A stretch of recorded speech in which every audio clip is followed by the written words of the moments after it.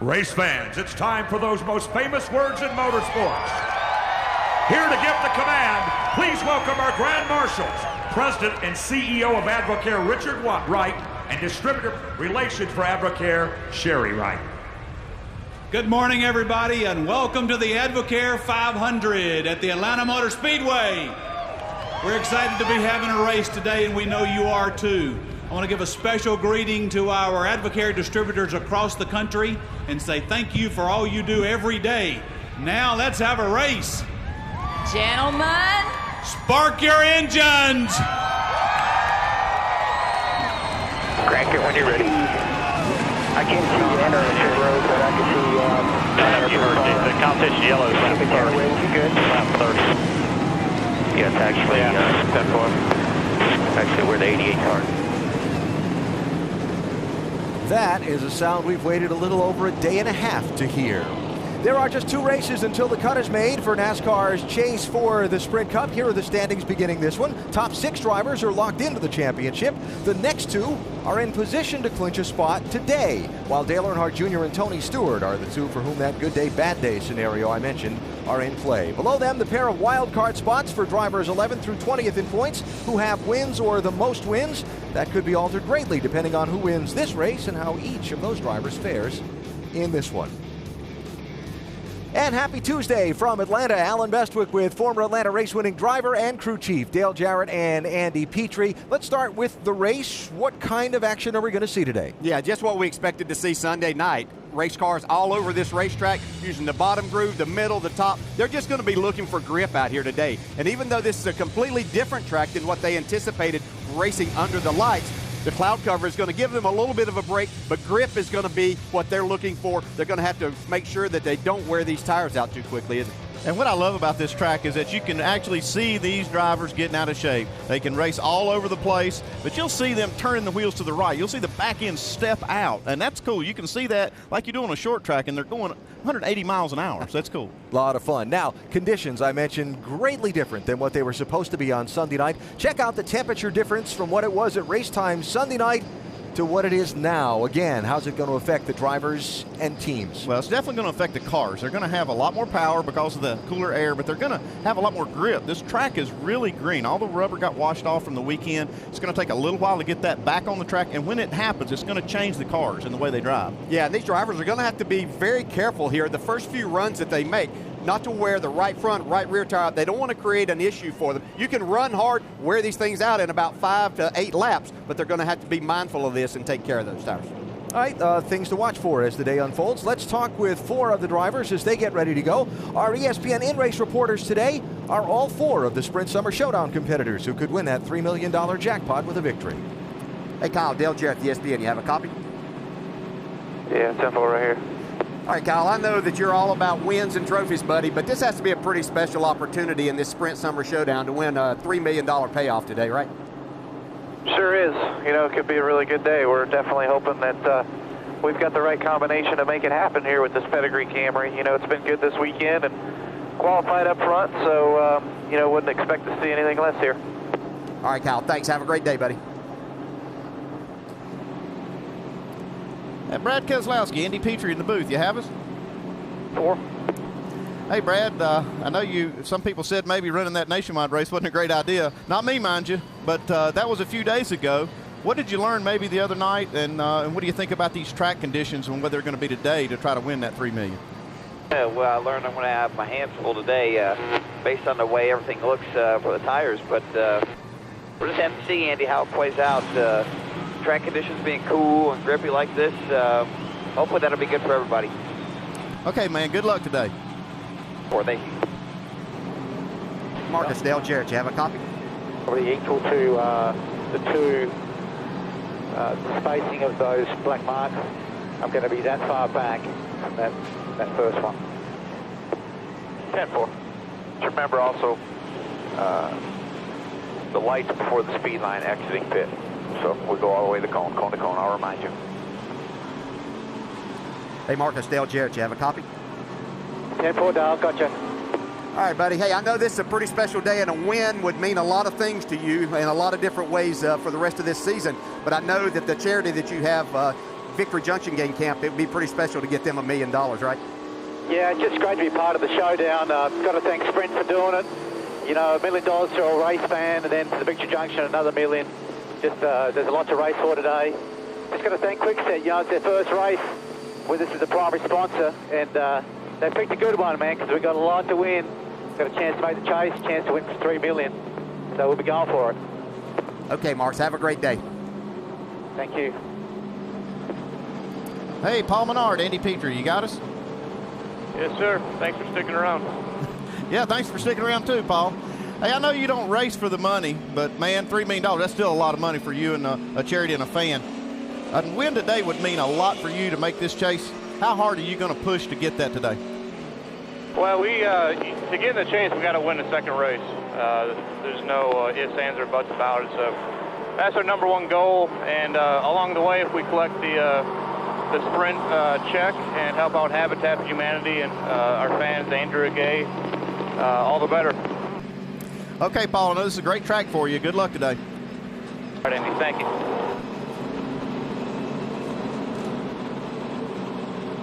So the drivers in the Sprint Summer Showdown are 4 in-race reporters today here at the Atlanta Motor Speedway. And as the cars work through their parade and pace laps, there'll be a lot of really important things happening on pit road today. For more of the stories in the race, we go there to Dave Burns. Alan, Dale Earnhardt Jr. had a fast start to the 2011 season, and then it became kind of sluggish for them. They're in a chase spot right now, but just 39 points ahead of 11th position and without a win. Crew Chief Steve Letarte told me that if they just held on to that spot heading to Richmond later this week, he'd be okay with that. I asked him if that was winning for this team. He said, you know what, if we make the chase, that'll be huge for these guys. We have contended for some wins. We are contending for the chase, and that's a place Junior definitely needs to get back to. Dr. Jerry Punch?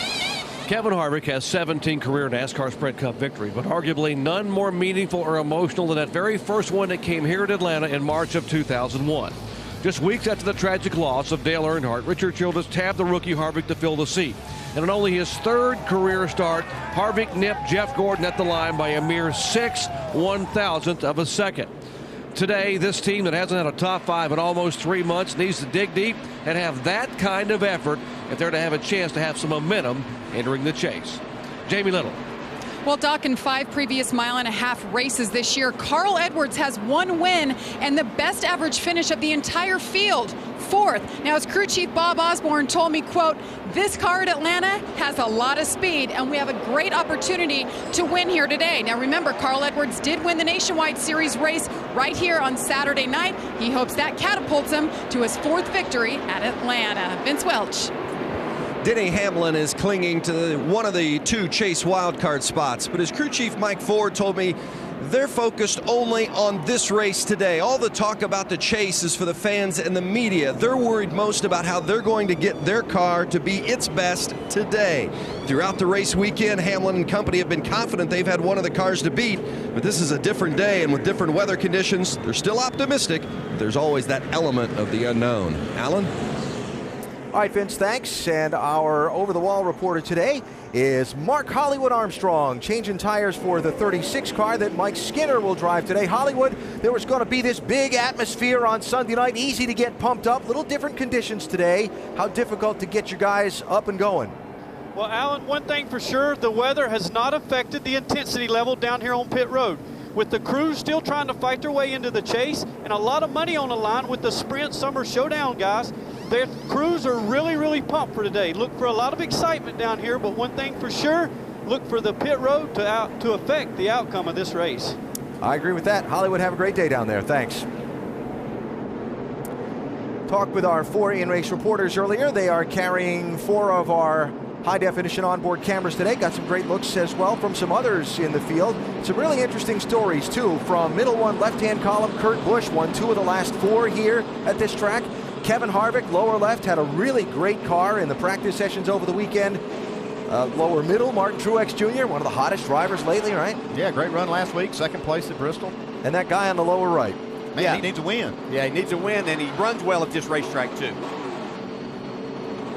So we'll ride with those drivers as we go through the day. And our Bush's Beans recipe for success today. NASCAR will put out a competition caution at lap 30 to let the teams get a look at that tire wear. Yeah, they'll monitor that, and that's a good thing for the teams. And also this high line, low line, we're going to see teams running both ways. It's going to be really fun to watch. And that final pit stop strategy, we never know what to expect there. Dave Blaney and Mike Skinner have changed rides for the day. Blaney suffering from some kidney stones. He's in the 60. He'll do a start and park. Blaney in the 36. Day and a half late. We are going green in Atlanta.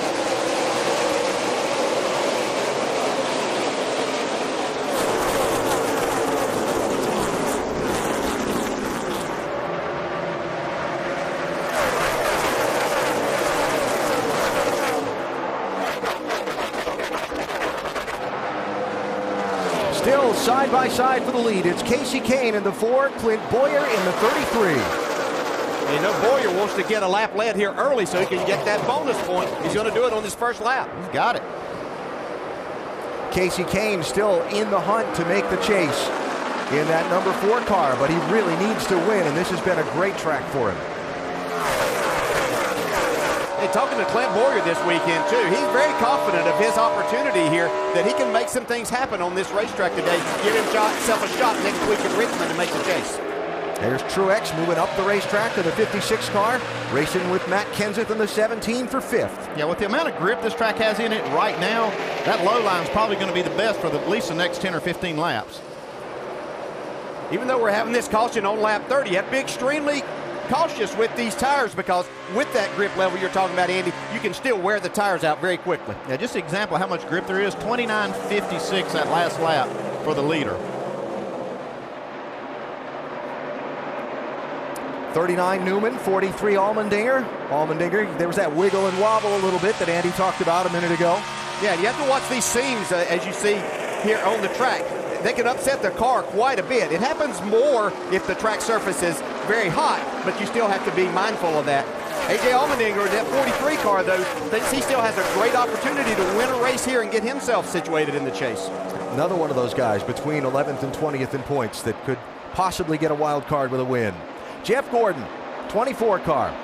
Yeah, man, everybody was talking about after the final practice on Saturday. This team been on a roll, getting themselves in position to become really maybe the favorite if you can put someone over 5-time champion Jimmy Johnson as the favorite heading into the chase. So Gordon in the 24 has put himself up to the 6th position after the initial break. I want to go back just a second. You were talking about the tire wear and so on early. Probably got a couple of different agendas going on, right? Maybe some guys trying to make some ground while others are maybe being a little cautious. Well, this is a part of the race that you're not going to go out there and risk much to go, to try to get these spots. But you want to test your car out. You want to see what you need maybe to work on this pit stop that's coming up at lap 30. So, yeah, there's some guys out there doing some different things. Yeah, there's some guys that have the attitude that they want to run extremely hard for these 30 laps so that they can see exactly what this tire wear is going to be. Jamie, how about the 99? Well, I talked to Carl Edwards right before he got in the car about the tire wear situation, and he said it is going to be fast and furious. With the track temps so cool, these cars are going to be fast, and he was concerned he wouldn't even make it to lap 30 for the competition caution because the tire wear will be that severe, guys. Yeah, I can imagine they would be very concerned. And looking at these lap times, they have already fallen off a 1.5 seconds from that fastest lap we saw Casey Kane run on lap 2. So that means the tires are wearing, the grip level's going away. And I'd be concerned if I was down there on the box. 42 car riding the rim, Juan Pablo Montoya, while ahead of him, here is Kurt Busch in the 22. Well, Kurt got a really good run, but Matt Kenseth was right in his way. He had to check up. That allowed Montoya to become a part of this. And that is what we love about Atlanta. That's it. You got those 3 options. Problem is there's not that much room whenever you get to the exit of the corner, so you have to be extremely careful on the exit. I expected it to take 10 or 15 laps before we started seeing this, but it's happening already here at lap 7. Montoya started 12th. He has just taken 6th from Kenseth. Yeah, I think everybody's always thought this was maybe Montoya's best oval track. We've seen him have some really good runs, some opportunities to win races. Even though this has been an off year for him, he could become a factor here today. Now, while we've been watching some of those races for position back in traffic, Kyle Busch has gotten under Clint Boyer and taken the 2nd spot. Look at Truex get that big run up on the top. Yeah, Matt Kenseth is one of those, as we see him losing a few spots here. He likes to kind of stay married to that bottom part of the racetrack, bottom middle. He's not much of those rim riders. If he has to do that, he will. But you can see that's affecting him right now.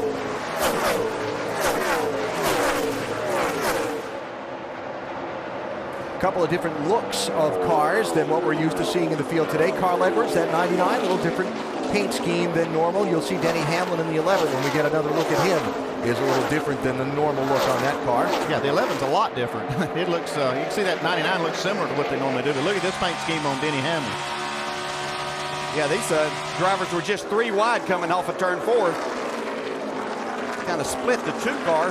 Brad Keselowski. That's for 11th spot. Hamlin in the 11 is 11th. Newman right behind him in 12th. Yeah, I heard Brad Keselowski talking the other night as we were doing interviews in the rain delay. You know, they think a lot of their success has been when they've gone back to these tracks a second time. They don't have any notes from being together, he and Paul Wolfe at this racetrack. He sounded a little more concerned about how they might perform here today. I tell you, Jeff Gordon is really on the move. Oh, trouble. That's Bobby Labonte. Through the grass. And the caution is out. See Bobby really do a smart thing there. Once he knew that he had it kind of under control, he let the car back all the way up to the pavement because we had enough rain that he could have gotten stuck down in the grass. I know they're going to have a competition caution at lap 30, but if I'm sitting down on pit box, I would be thinking about coming down pit road right now and changing those tires, even though they can't put fuel in. They can't put fuel in until that competition caution. Let's see what happened to Bobby Labonte, who was running 22nd. Whoa, just jumped out from under him, looks like. Yeah, and this racetrack starts to flatten out. You give them that banking, you think you've got it under control, maybe a little too much wheel in it. You have to stay off the wall, and it just takes a split second here. Yeah, and I'm telling you, this is one of the best drivers ever driven this track, and he spun out. 6 wins here. Yeah, does a fantastic job. Wow. Well, that's not what you want to see when you're trying to... Good job, man. All clear. Keep coming. Caution is out. Real good job.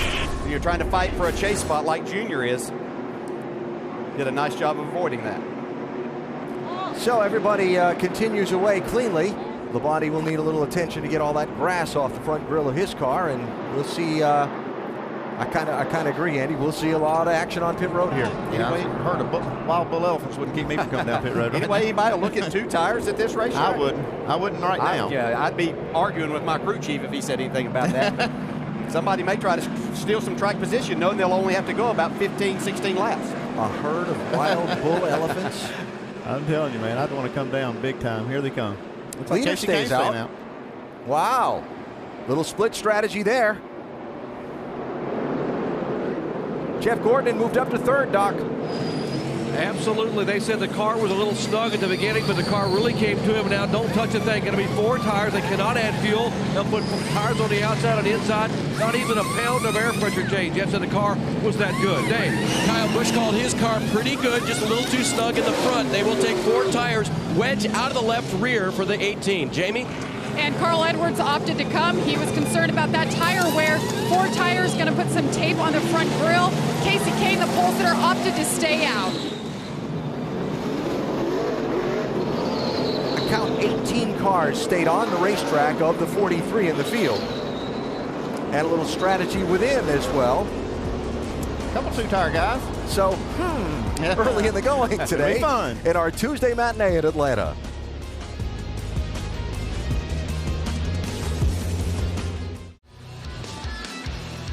First caution out for a Bobby Labonte spin pretty early on in today's race here at the Atlanta Motor Speedway. Our NASCAR Sprint Cup Series coverage presented today by Pennzoil. We've had a wild round of strategy on this pit stop that we'll recap as we get set for the restart in a moment.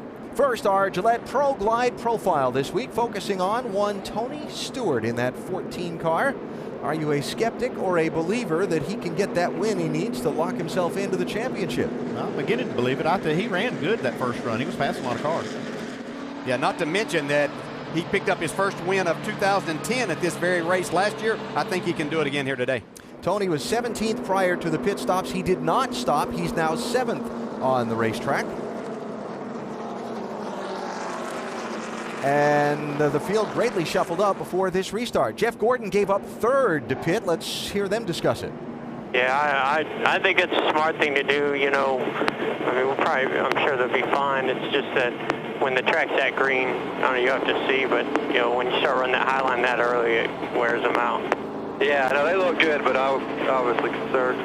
It'll be good, man. You'll drive right through there. That's exactly why I would have wanted to pit, just because of the unknown and that tire wear. Now they know. They've looked at the tires, and they feel pretty good about it. But this is not a bad move from this team at all. I mean, I would have done exactly the same thing. So, again, the top 16 cars now have not pitted. 17th place, Kurt Busch. Right side tires only on his pit stop. First guy that was among the previous leaders is Kyle Busch. He was second when he went to pit road. He's 20th now. Watch the difference in speeds and watch the big fan out on this restart as we get ready to go. Yeah, they'll be passing wherever they can find an opportunity in an open hole here. This is going to be fun. Casey Kane in the 4 is the race leader.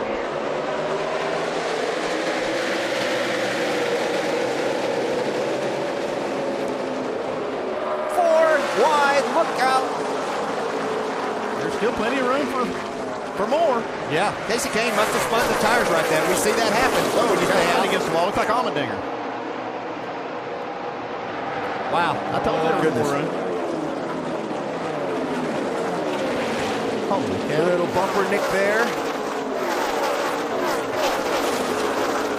David Starr in the 95 just bailed out of that, said, I don't like this. Good idea.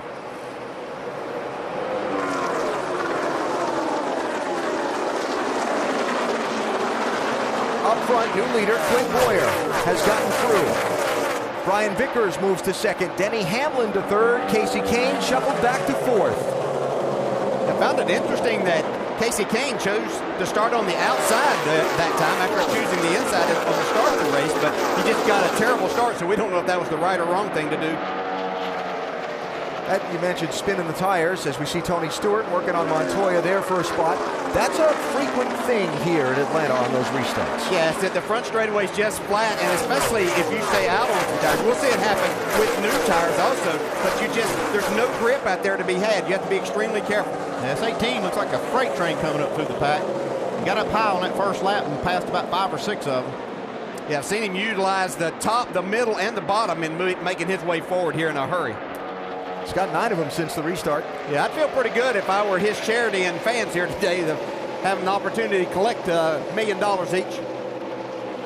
For the lead, Brian Vickers, 83, Clint Boyer, 33. Well, we haven't said that this year. Brian Vickers for the lead. That's nice to see Brian and this Red Bull team have a nice run here today. And two organizations that have a lot of things going on. Richard Childress Racing and Red Bull Racing. Here's the race for 6th. Kevin Harvick, Juan Pablo Montoya, 29 and 42, and that charge in Kyle Busch. Man, he had a big run down the back straightaway, and he caught these two cars running side by side. I thought he was going to split them. And he may yet. Yeah, still might. Back to the lead. See, Vickers just not able to make that bottom side work on the exit of the corner to get that past place. He'll go to the top side, see if he can make that happen. Denny Hamlin back there in third.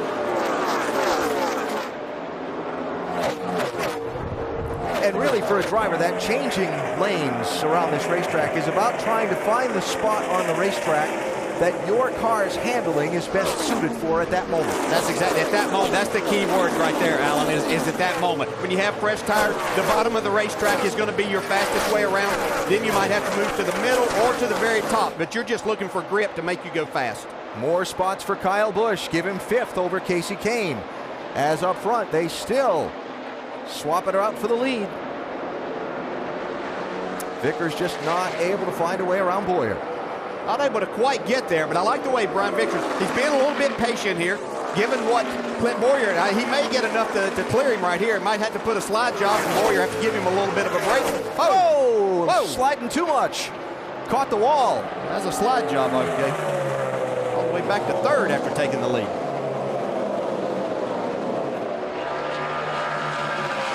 And there's an amount of speed that you can carry off of these corners to where you're going to lose that grip level, and you may think that you've got it well under control, and the next thing you know, you're sideways and right against the wall. Yeah, we saw the same thing happen to Bobby Labonte coming off turn 4. And up front again for the lead. This time it's Denny Hamlin in the 11. Working on Clint Boyer. You see him try to get as close to that left rear quarter panel of that 33 car Clint Boyer as he could, trying to get a little bit of a side draft. With these cars in particular, you can really make a lot of things happen. You see him loosen up the 33 right there. He's going to try to take the spot down under, get his bonus point for leading the lap right here. And he does, and right behind them, oh yeah, Kyle Busch restarted 17th on lap 17. He's up to 3rd and working for 2nd. So an anxious moment in the race for the lead off of turn number 2 a second ago has shuffled Brian Vickers from 1st, now all the way back to 4th. Could have been a whole lot worse too. Check this out. Woohoo.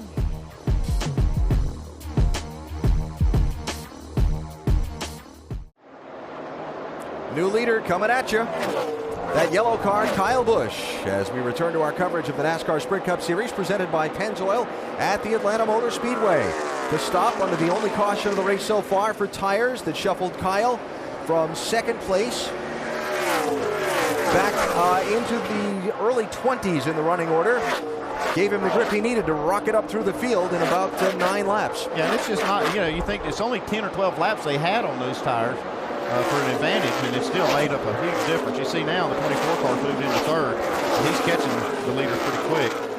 Coming up on that 30-lap mark, though, here, so you'll see a caution pretty soon. Carl Edwards getting really loose down the bottom of the racetrack. Looks like he got his left front down the apron a little bit. Just to give you an idea, though, they're up over 32 seconds now. You talked about that 29.56 or 57 that they ran early on, but as this racetrack takes some rubber, it's going to slow down. Caution flag out. This is the competition caution. 2nd yellow of the race. So, Kyle Busch stopped under the 1st caution, took tires, went back into the low 20s in the running order, and essentially in 10 laps, ran from 17th to the lead. Jeff Gordon right there with him. Jeff got himself all the way up to 3rd by this caution flag. Guys like Casey Kane, who did not stop under that 1st yellow and restarted as the leader. Casey's all the way back to 16th. That's a big change of track position. What happens now? Well, everybody's coming down pit road this time to get 4 more tires and a new load of fuel, so this is going to kind of reset everything. Yeah, but it kind of worked really well for Denny Hamlin. Clint Boyer staying out there. They're up there still in the top 5, so it just shows how good handling cars they have that they could stay up there on those tires. Pit crews getting set to go to work for a 2nd time today. It's time for the AT&T Fastest Pit Crew of the Year award update. Fastest pit crew determined by the winner of each race, the fastest pit time, and your vote. Text the car number to 234567 of your pit crew choice.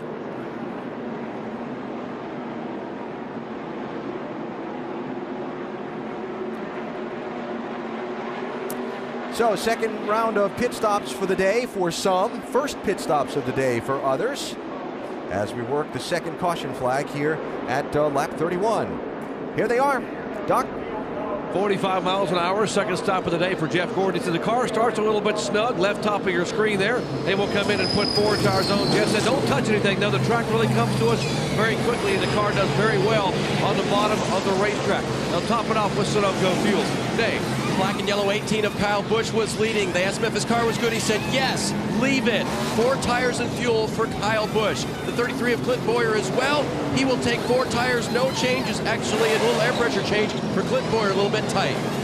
Oh, a little close call there in the center of pit road.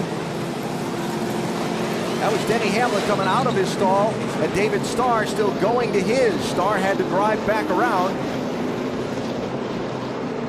And that's why you get the plus 33 there. And no tires. They'll have to come back for tires. Yeah. So Kyle Busch off pit road 1st and will hold the race lead as we work the 2nd caution flag today at the Atlanta Motor Speedway.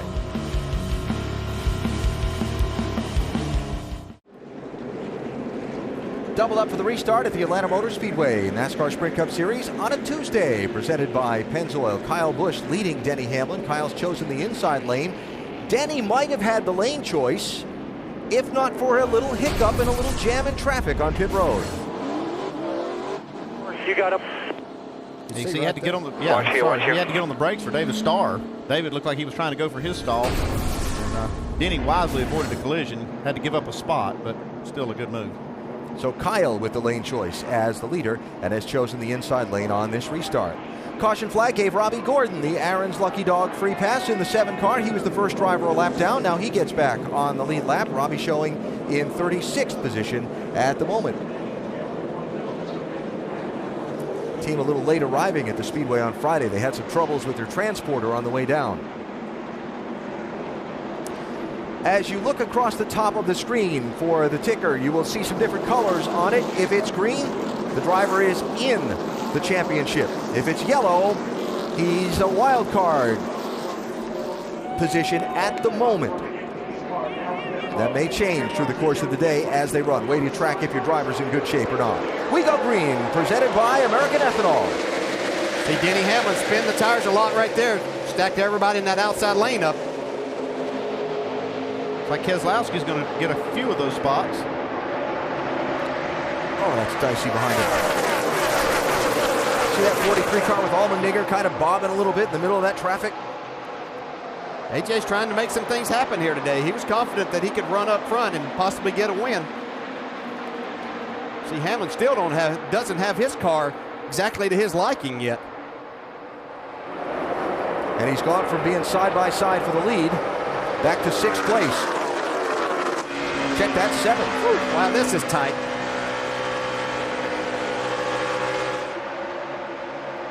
That's hold your breath tight. Oh man, you can hear Mark Truex feathering that throttle.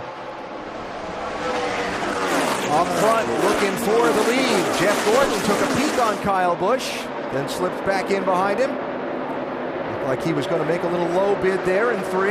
Yeah, there's some people going to have to do some work on their cars to challenge these 2 drivers. I think they've set the standard here today that they're the 2 cars and teams to beat.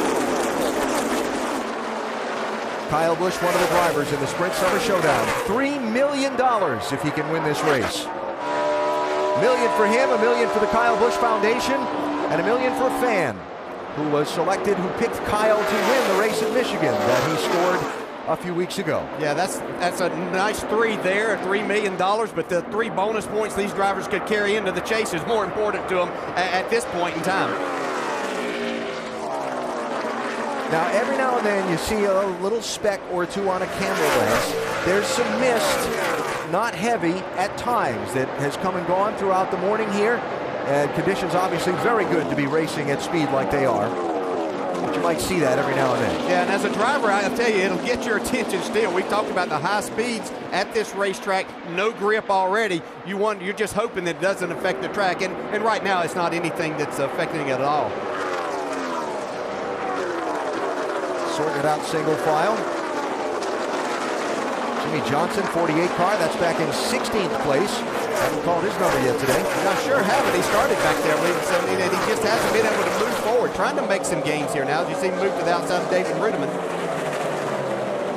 And right behind them, Greg Biffle in the 16 had to go to the back of the field on the pace laps because his team changed engines during the weekend after some problems earlier. NASCAR's 1 engine per weekend rule designed to save teams from going to the expense of building the qualifiers to run 2 laps that they would spend a fortune on in years past.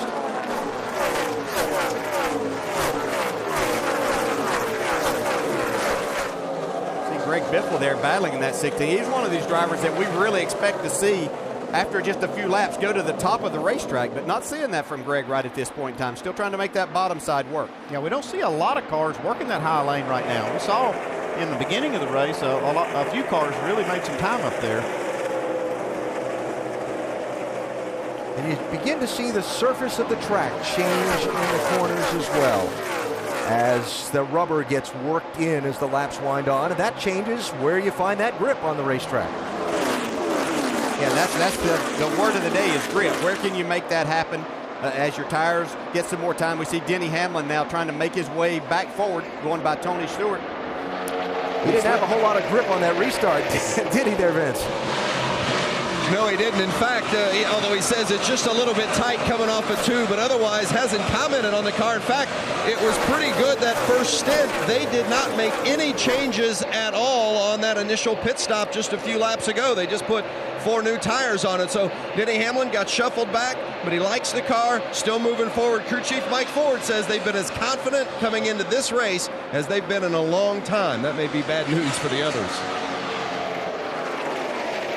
I like what I'm hearing from a couple of drivers here, talking about their cars being tight at the start of a run. I think by everything we've heard from the Truck Series to the Nationwide Series, these cars loosen up as they get laps on the tires here. Kind of back to old-style racing some, where you had to start your car out a little bit tight to be good throughout a run. Yeah, we heard Jeff Gordon say that. His car was just snug at the beginning of the run, and it has been just a little snug, but now it's starting to come around. He's getting ready to take the lead away from Kyle Busch. Starting to search around for that line where he has the optimal grip and see if he can find a way around that 18 and grab the lead. It seems like with this new car, the rear grip goes away before the front does, and that's why you will hear a guy say his car's snug, but that's good to start a run. Jeff Gordon already has clinched a place in the chase for the NASCAR Sprint Cup. Said he feels his team is getting momentum and getting stronger as the year goes on and thinks he's going to be a factor. Yeah, I talked to his crew chief, Alan Gustafson. He's very confident. I mean, just in tone of his voice. Now we got a real race for the lead. Yeah, I think he's going to be able to get it off of turn 2 here. Now you can see him get on that right rear quarter panel, slow Kyle down a little bit entering turn 1. He'll use that momentum to take the lead.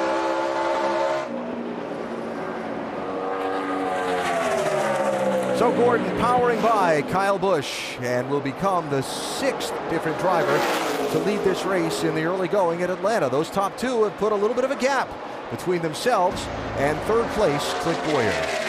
Our Tuesday matinee still in its early stages. The NASCAR Sprint Cup Series from Atlanta. Coverage presented by Pennzoil. There's the race for the lead.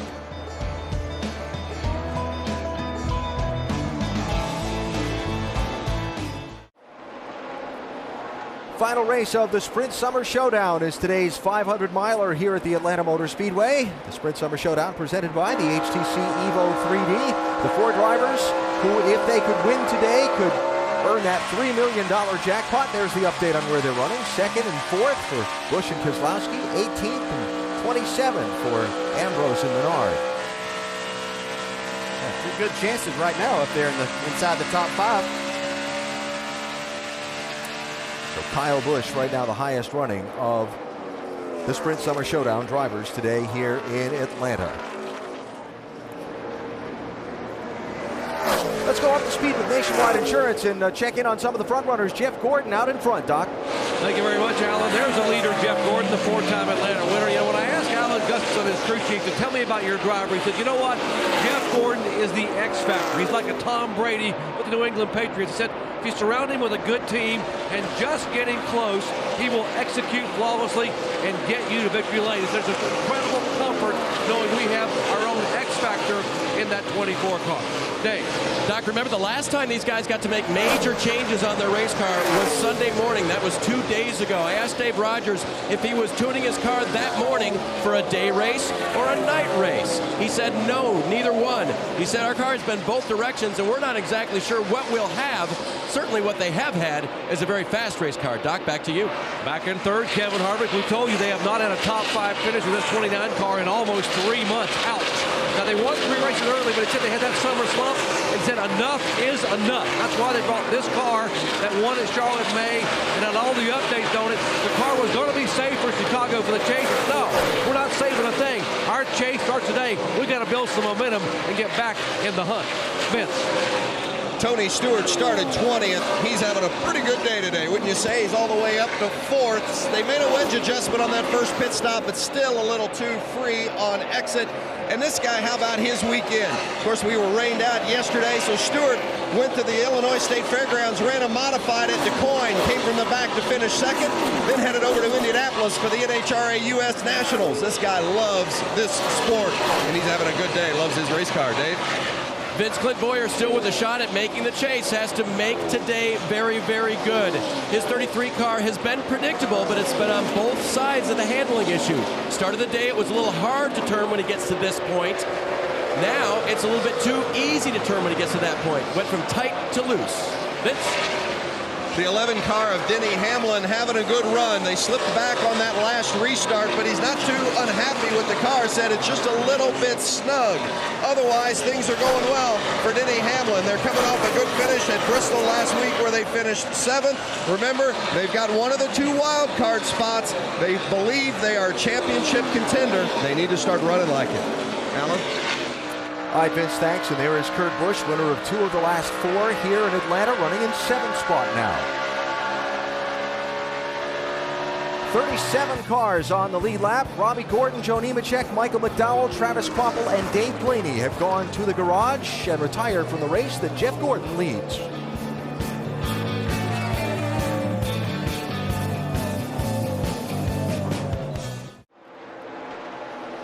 Chevy brings you Drive It Like You Want It. Enter for a chance to win a new Chevy Silverado and a trip to the Texas Motor Speedway.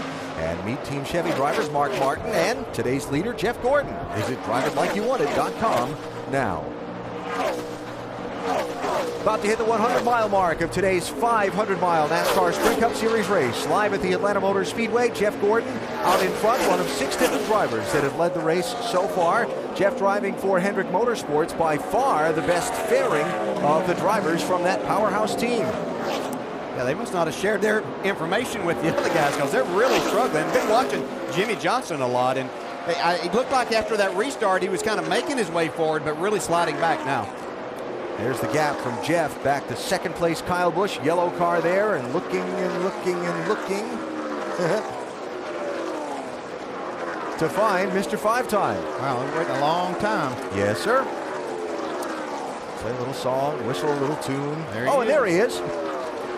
That's Jimmy back in 21st place. Make that 22nd place. I'm sorry, 18 seconds behind the race leader. This replay from a couple laps ago might give us an idea why. Wow, he's just chasing the back end. You can see that, man, just so loose. Off of turn 2. Yeah, and he'd be in the majority here today with that very Look at it right thing there. happening. Just sideways right there. Yeah, just trying to... Rear is gone. Yeah, he's just talking about the right rear tire is gone on this car now. Yeah, they need to hit pit road because that thing's probably worn to the cord. Last time everybody was in was at lap 32. I figured we'd see everybody about lap 72 because I don't think they'll run a full fuel load. I don't think you'll see that 48 run a full fuel load. Yeah, the drivers aren't going to want to, I'll assure you. Ryan Newman there racing Johnson for 22nd place. Who'd have thought that? There's your pole sitter right in front of him. Yep. Casey Kane in the 4. One of the other Hendrick cars we saw on that tracker a minute ago, Dale Earnhardt Jr. Right, bubble guy trying to race his way into the chase for the NASCAR Sprint Cup at a track that's historically been pretty good for him. Jr. back in 28th place right now. Said this a minute ago. Car drives crooked. Loose, crooked. Drives like the rear end's bent. I've heard that comment before here. This track is just so loose and slick that it'll make a driver, think that there's something absolutely broke on the car.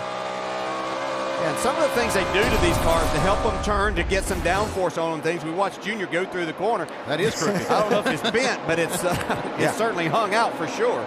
But that's just a product of what they do to try to make something, get side force, down force on this car. These two drivers are really having a battle today. This has been the best race I've seen. Just all the way around. They've been racing side by side.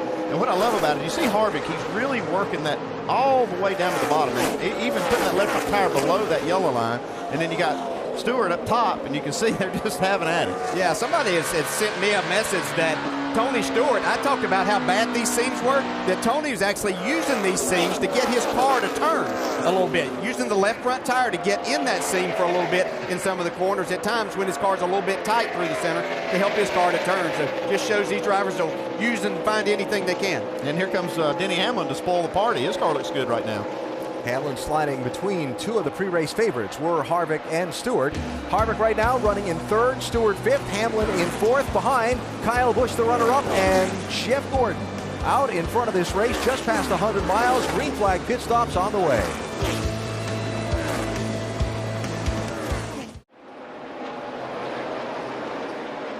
Jeff Gordon leading at the Atlanta Motor Speedway, a Tuesday race, just the second one on a Tuesday since 1978. Green flag pit stops have begun, Vince. And the two of Brad Keselowski going to make a 4-tire change. Keselowski been asking what other drivers are doing as far as the line is concerned, trying to find a good, comfortable balance for him in the 2-car. And now that the first of the lead lap cars has made a move to pit road, here they all come, Jamie. And Jamie McMurray down and away. They were a little bit loose. He just wanted an air pressure adjustment, 4 tires. You see A.J. Allmendinger in the 43 in his box down and away. Others coming and going from pit road. Casey Kane is leaving. Clint Boyer has been in. Montoya, Truex, Vickers, Mark Martin, Jeff Burton, and Kyle Busch is in, Dave. He says a little more rear grip would be needed in the 18 right now, so that'll be a track bar adjustment for him. 4 fresh tires, full of Sunoco fuel for Kyle, who did lead earlier today. Right now gives up 3rd position on the track to make this pit stop. And the leader, Jeff Gordon, hits pit road. This will be at the end of his 78th lap. And the Hendrick team goes to work, Doc. They asked Jeff Gordon, how's the car? He said 3 words, really good everywhere. That sums it up, guys. Minimal adjustment, a little bit of air pressure, a little bit of track bar. The 11 car of Denny Hamlin. Hamlin says it's still tight in the center of 1 and 2. They took a quarter round to wedge out 4 tires and a fuel, filling it full of Sunoco fuel. And Hamlin goes backwards to try to get out. Doc? Jimmy Johnson, you heard the fact that the car was sliding and right rear tire was gone. He somehow held on, came in 4 tires, air pressure adjustment. It's hard, as you heard Andy Petrie say, to keep the rear end of the car under you. The rear tires wear much quicker than the front tires, and that was the issue for the 48. Jamie. Carl Edwards very confident about the race car, just telling his team, be patient, be calm, we're going to be good. He's saying he wants a track bar adjustment, 1 round down, take a little bit of tape off that front grille. 4 tires, they'll fill them up with Sunoco fuel. Carl Edwards been running there. He just broken inside the top 10 there before his stop. And just like that, that's going to cycle everybody through pit stops. At one point, it looked like we were under caution flags. Many cars just came down pit road at one time. You just cannot afford to give up that kind of speed. Once those cars, those lead lap cars, start making those pit stops, everybody has to come. Yes, 2.5, 3 seconds here per lap. Jeff Gordon had a 3-second lead over Denny Hamlin when they went to pit road. We'll see how much that backing up on pit road cost Hamlin on his stop as the scoring cycles out. The AT&T Fastest Pit Crew of the Year award. Kevin Harvick currently in the lead. You can help determine the standings. Vote from your AT&T phone by texting the car number to 234-567 for the pit crew you think is the fastest and most valuable.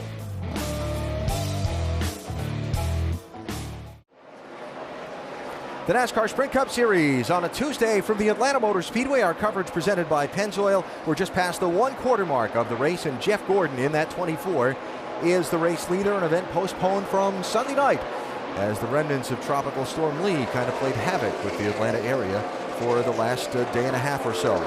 Gap from the leader, Jeff Gordon, to the second place car, Kyle Busch, is that much. It's 2.5 seconds. Kyle was 3rd before the pit stops and was 3.4 seconds behind and gained ground despite this. He just gained so much on those decels, how he gets down to the pit road speed and then gets back up to speed. He made up, what, a couple of seconds on Jeff Gordon or more. Yep. Went from 3 seconds behind to 1 second behind, despite getting jammed in the traffic there, although now he's losing a little bit of that ground again. Looking at the pit stops, Jeff Gordon's pit stop was just as good as Kyle. Now, Denny Hamlin, you heard Vince call on the pit stop a minute ago, had to back up on his pit road. Hamlin was 2nd when he came into the pits. When he came off of pit road, he was back in 6th place. It says he came down pit road. Regan Smith was already in his pits, so that got Denny pointed in the wrong direction, which was going to be fine until he had a car to come around him, go into his pit right here, which would be the 32. Yeah, Mike Bliss pulls in, and he's kind of hung out a little bit too, and so Denny knows he's going to just have to back up, and he does it a really good job of doing that. Still lost a lot of time. So instead of being 3 seconds behind, now he's 7 seconds behind the race lead in that 11 car.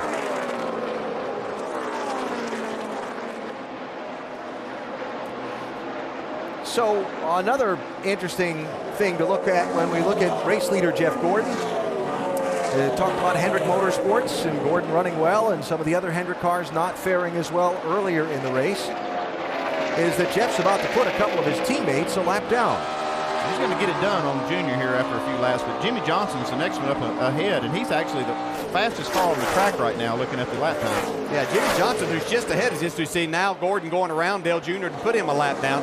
But Jimmy Johnson was behind the 88 of Dale Jr. when they came out after the pit stops. You can see he's moved up ahead, as Andy said, been the fastest car on the track the last few laps. So Dale Jr. in 28th place and goes a lap down. There's Jimmy Johnson trying to put some distance between himself and the leader, Gordon. Yeah, when they came out, Jeff Gordon was only about 5 car lengths behind Jimmy Johnson at that time. So Jimmy, the adjustments they made, we saw him making a track bar adjustment on Jimmy Johnson, and during that stop must have been exactly what that car needed. Conditions changing. Yeah, and they have a totally different racetrack here now than what they started this race, and it will continue to change as more rubber gets laid down on the track, and someone with the experience of a Jimmy Johnson and Chad Canals, they're ready to make those adjustments on their cars. It went through a big change from the very beginning to that second stop, but now it's kind of stabilized a little. It will change some, but now I think the track will be more like it's going to be the rest of the day. If the sun was out and shining down brightly on the track, then it would really continue to evolve drastically as the race went on, right? Yeah, that's one thing we have here is just a consistent overcast, and that right there will keep the track temp consistent. Oh, there's Bobby Labonte. Just hold it here, hold it. We're flying off for 2 here. Yeah, that one's not as lucky this time as he was that first one. It's killed. Done for the day. Third caution, 2 of them have involved this 47 car today. A spin off turn 4 at lap 11 while running 22nd at that time. Didn't hit anything, just a big slide through the grass, but this time off of turn number 2 while running 30th. That's heavy damage. Yeah, there's fluid there. Yeah, and if you were thinking that Dale Jr. was going to be the one getting the free pass here, unfortunately, Jeff Gordon, for those Earnhardt fans, Regan Smith had just gotten passed by Jeff Gordon, so he's going to be the one who's going to be getting that back. Watch what happened to Bobby Labonte. Again, a late exit, just like off of turn 4. This car just snapping around, a hard hit to the inside wall, but there is that safer barrier there, thankfully. So the 6-time Atlanta winner is not going to call this one a fun trip to his favorite track.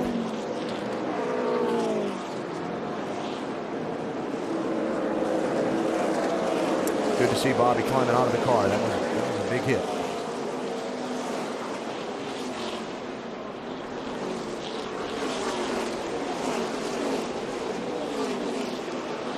Let me out of here. Yeah. This shows how difficult this racetrack is. If your car is just not there, you have a champion and a 6-time winner like Bobby Labonte really struggling here today. As DJ mentioned a minute ago, the caution giving Regan Smith the Aaron's Lucky Dog free pass. First driver a lap down. Now he gets back on the lead lap. Smith, the Darlington Southern 500 winner, in 27th place at the moment. Big break for Jimmy Johnson. Gets the gain a lot of ground on Jeff Gordon there. Yeah, it was a big break, but they earned that one. They made that car a lot better on that stop, that last green flag stop, that allowed him to drive away from Jeff Gordon. And obviously the pit road is open. Doc? 29 car, left top of your screen. Kevin Harvey said the car would not turn in the middle of the corner. The previous stop, they put the air pressure back in. He said, now the car is great. Do not touch it. 4 tires and fuel only. Left lower side, Jeff Gordon said the car really getting free now. Can't get on the bottom of the racetrack. Going to put a half around a wedge back in the left rear. Dave. Right, Kyle Busch needed to get the front end turning a little bit better. Air pressure change, 4 tires, wedge back in. Vince. Of Denny Hamlin, he says it's pretty good, but a little free and center. They made a track bar adjustment, 4 tires for Denny Hamlin. And again, people in the grass. Always see it here in Atlanta. Denny Hamlin gaining back a little of the track position lost on the last stop. Wondering how heavy, if any, there was contact between Kevin Harvick and Matt Kenseth on that pit road jam up. Let's watch. I don't think that's very serious. We'll have the restart when we come back to Atlanta. Doubled up for the restart here at the Atlanta Motor Speedway, just past 150 miles in today's 500-mile NASCAR Sprint Cup Series event. Remember today, the finale of the Sprint Summer Showdown presented by the HTC Evo 3D. 4 drivers qualifying by winning the preceding races. If they can win today, get themselves $3 million. $1 million for the charity, $1 million for the driver himself, and $1 million for a lucky fan who was selected. And right now, Kyle Busch, highest running of those drivers, in second position. He's done a lot of leading this season, but so far today, Jeff Gordon has done most of the leading. For more NASCAR stats, go to sprint.com/speed. Kyle and Jeff going to be lined up alongside each other for this restart. Yeah, Jeff chose the outside, which surprises me a little bit. We'll see how this works off. I'm not sure, Andy, like you said, I'm not sure you can hold Kyle Busch off either way, but we'll see. Kyle Busch is so fast on these restarts. Remember, spinning the tires, losing grip, been a problem for some of these drivers today up front on restarts.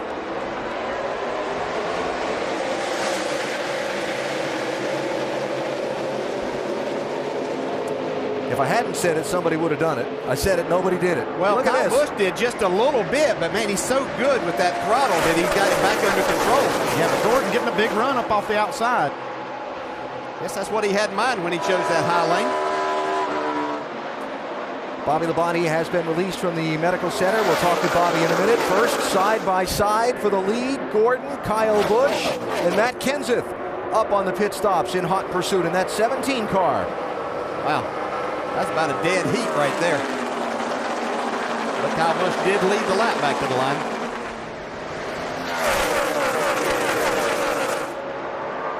See Jeff Gordon getting a good run off of turn 2 here, though. Back in front. Kind of shutting off that lane for Kyle to come back on.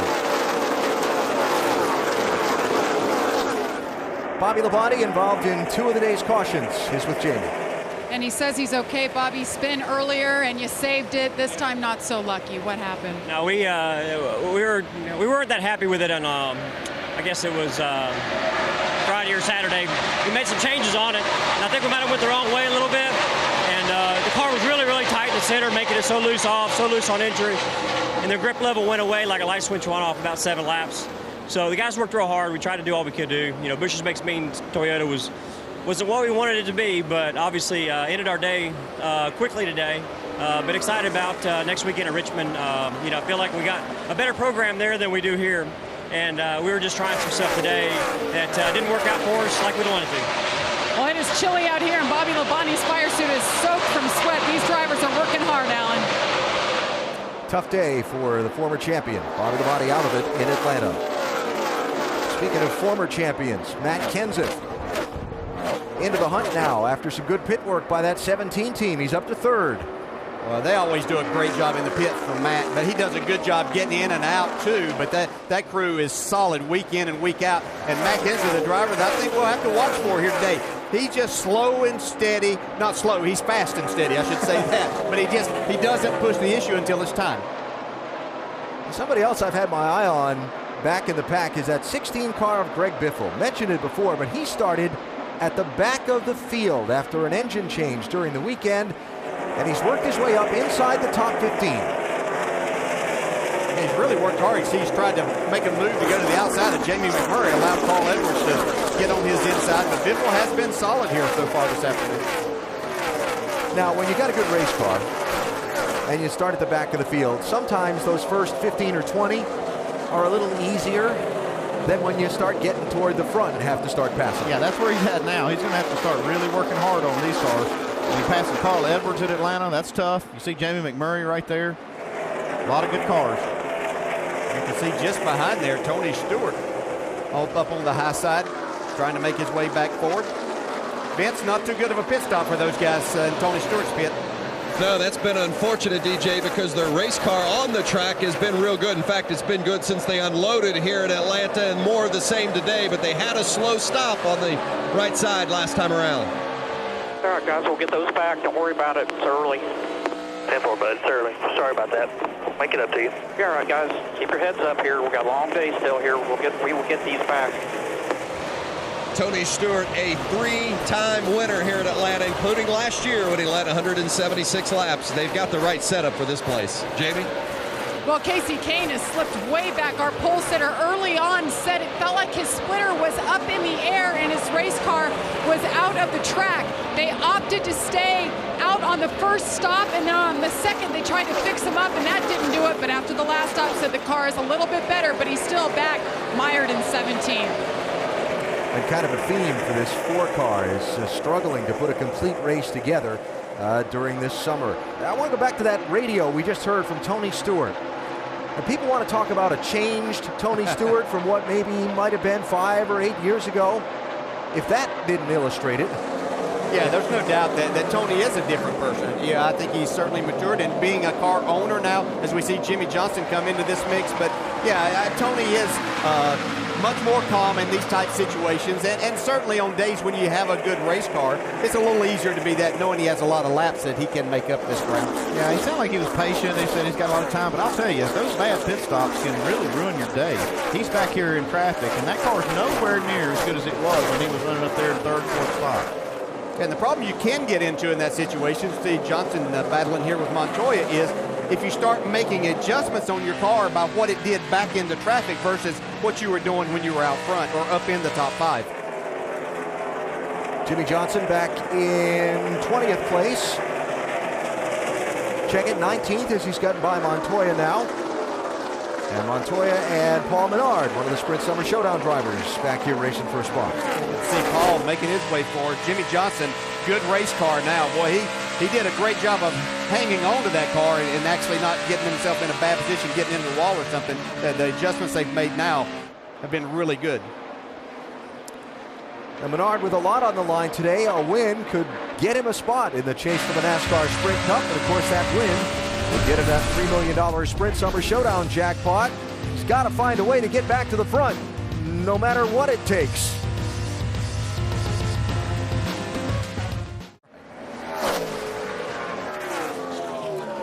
So a look at the top 5. Jeff Gordon out in front of Kyle Busch.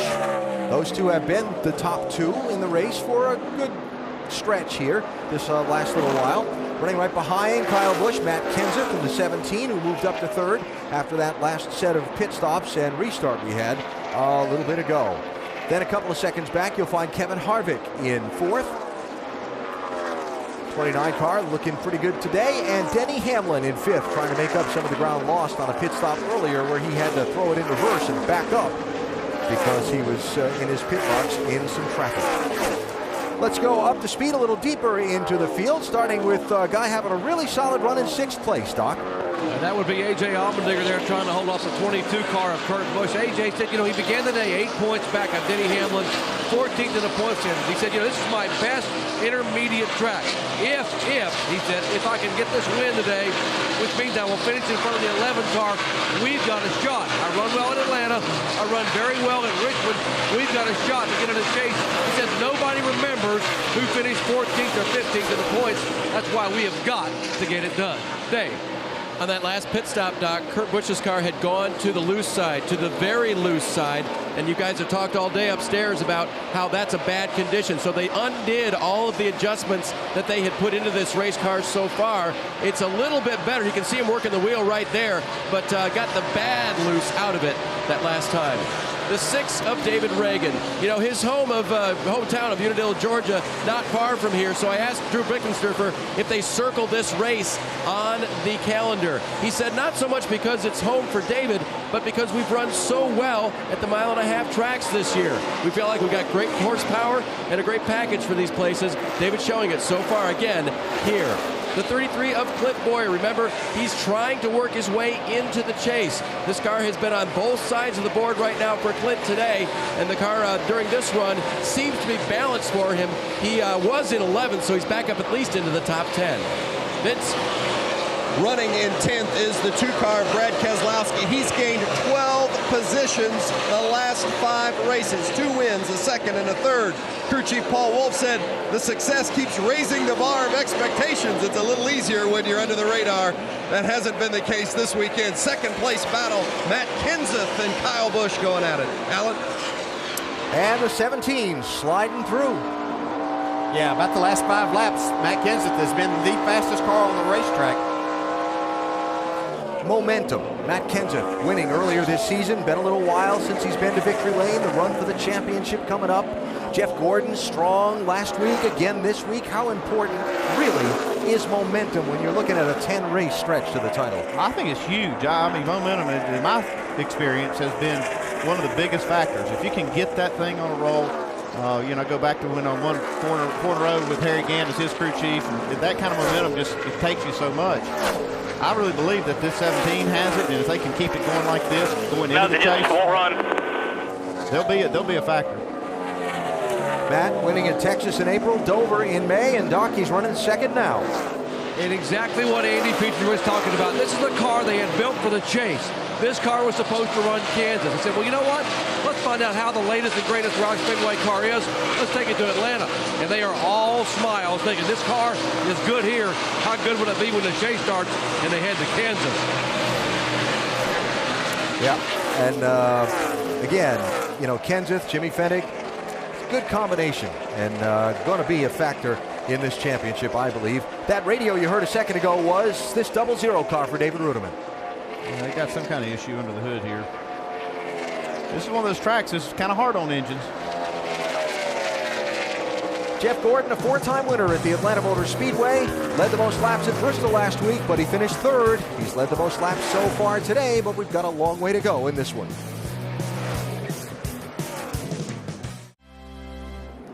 And live at the Atlanta Motor Speedway, the caution flag is out for a 4th time in the race. Debris up in turns 3 and 4. I believe very possibly came from Andy Lally's 71 car.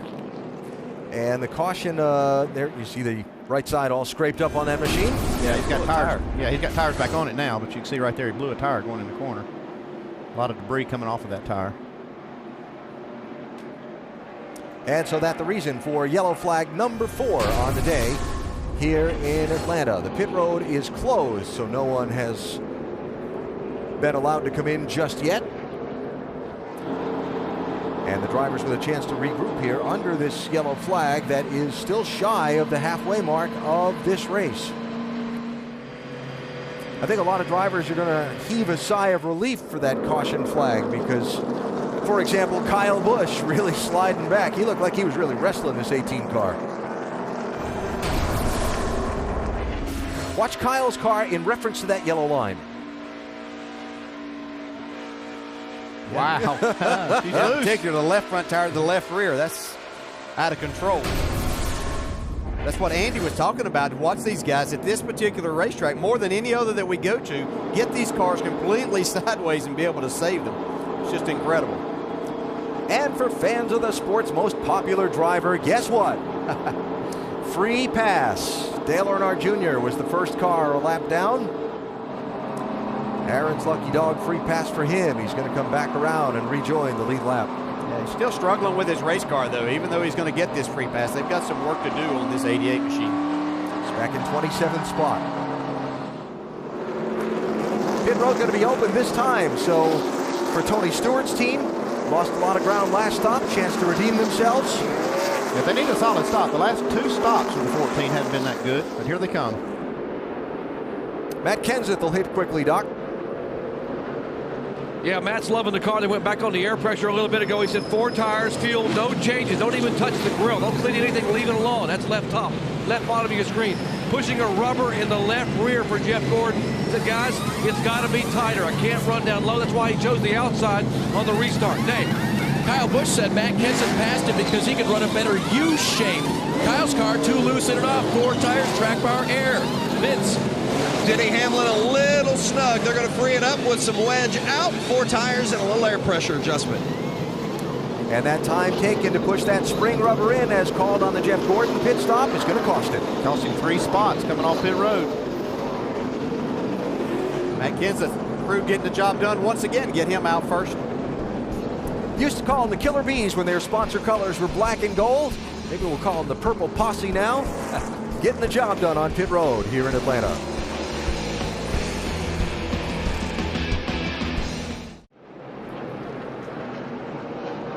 Just past 200 miles of today's NASCAR Sprint Cup Series 500 miler at the Atlanta Motor Speedway. Coverage presented by Pennzoil, and about set to wrap up the fourth caution of the race, where the lead changed hands on pit stops. Jeff Gordon now back to fourth. Matt Kenseth will lead this field to the restart. Talking about Dale Earnhardt Jr. getting the free pass under the yellow back in 27th spot. This on his radio a minute ago. Yeah, what I need to know is early on you say it bangs the ground and then it goes away. Is it on the splitter for sure, or is it just riding that rough? I can't be for sure. I'm about 75% sure. Get the damn engineer out there, put a suit on somebody, get out there and look at it. I mean, we got time. I don't think I could ever be for sure unless you strap me to the hood. Don't strap me to the hood, but it is something that's very difficult as a driver, but you have to think with low air pressure, and then it goes away some, that's exactly what's happening. Dr. Letarte, crew chief on the pit box, trying to diagnose it. And that patient, that race car, can be awfully finicky at times. Kyle Busch has got to slow up. Let Matt Kenseth catch back up to him. Yeah, and there goes Harvick around. Man, he saved it somehow. I don't know how he did I don't that. either. I don't understand how he saved that car. You'd have to think there may be a penalty for it coming for Kyle Busch here. That's pretty pronounced right there, how far ahead he was. He did give it back. He gave it back, yeah. That might have saved him right there. The leader is Matt Kenseth. He's supposed to be the guy that gets to the finish line on the restart. The way that works, though, if you give it back, you know, in a reasonable amount of time, which going through 1 and 2 would be a reasonable amount of time, they won't penalize you. So whether Matt spun the tires or something, it put the onus on Kyle to wait, and that stacked up the traffic behind. And they're lucky they didn't have that big wreck when you saw Harvick getting knocked around and everybody jamming up. It looked like, actually, that Kyle just was rolling ahead. You see right here, watch Harvick. Yeah. You can see Kenseth also. Wow. Gordon was right on Kenseth's bumper, so he was having, or either taking it really easy, trying not to spin the tires. 18 took off early. That's a black flag, I think. Outside. I'll say he's checking up. Checking up. Outside. 43 units in there, right rear. Saying it. Inside, inside, inside. Inside. Some fast hands on Harvick. Oh, man, they make that look easy. But it's not, I promise. That was a great job by Kevin Harvick. So Matt Kenseth establishes in the lead. Jeff Gordon second. Kyle Busch back to third. On pit road is Casey Kane looking to turn behind the wall, it looks like. It's like a second Toyota engine that's giving some trouble here, if that's what that is. Jamie? Well, you guys, I'm just walking with Kenny Francis right now going back to the garage, and he told me on that restart when everybody got together, Casey got some nose damage. They think it knocked the radiator out. Now remember, he was 15th in points coming into this race and hoping to have a good finish to make it the chase wild card. That's too bad. That does look like what happened there. You can see the steam coming out of the overflow. And we always seem to have a restart or two here at Atlanta where they somebody in the front either doesn't get going, spins the tires for some reason, something happens that jams everybody up, and we have something just like that to take place. Tony Stewart, 11th to 6th in 2 laps on the restart. He was able to take advantage of all the mayhem in front of him. And racing there with Carl Edwards. Yeah, sometimes you're just in the right spot when all of that takes place and can make up a few spots. Tony's got a good race car here today, though. Trying to decide if that's that white thing on his grill, if that's a little trash on the grill, or if that's tape there. I think it may be a little bit of trash. Tony's car doesn't get going. It takes it about 10 or 12 laps to really get to his, what Tony really likes. See him really sliding it around off of turn 2. It looks like there's a little bit of debris on that grill, Alan, but we heard Matt Kenseth say on his last stop that he didn't even want to clean the grill because the temperatures were cool and the car was driving great. And actually, if you get a little bit of that debris on the grill and you're not hot, it can help your car. So Tony running in 7th spot right now, riding with Kurt Busch, who's trying to take that position from him in the 22.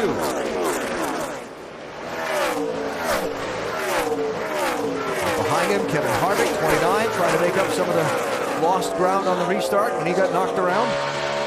And you know, the worst thing there is the way he was sliding that car around. He really heated up the rear tires quicker than what you want to. So it could be a situation that Kevin had to just kind of cool things, get the air pressures back up in all the tires to get going forward again. Like you need to let that fluid in the power steering unit cool off too, as much as he was steering that car. And your heart rate get back to normal. As normal as you can driving 200 miles an hour. Yeah, with the car sliding around sideways on you. Brad Keselowski in that too. What a run over this last month and a half or so for the young man. The testing crash on the road course north of town here at Road Atlanta. Then he goes on and wins the race at Pocono. Picks up another win at Bristol in the night race last week.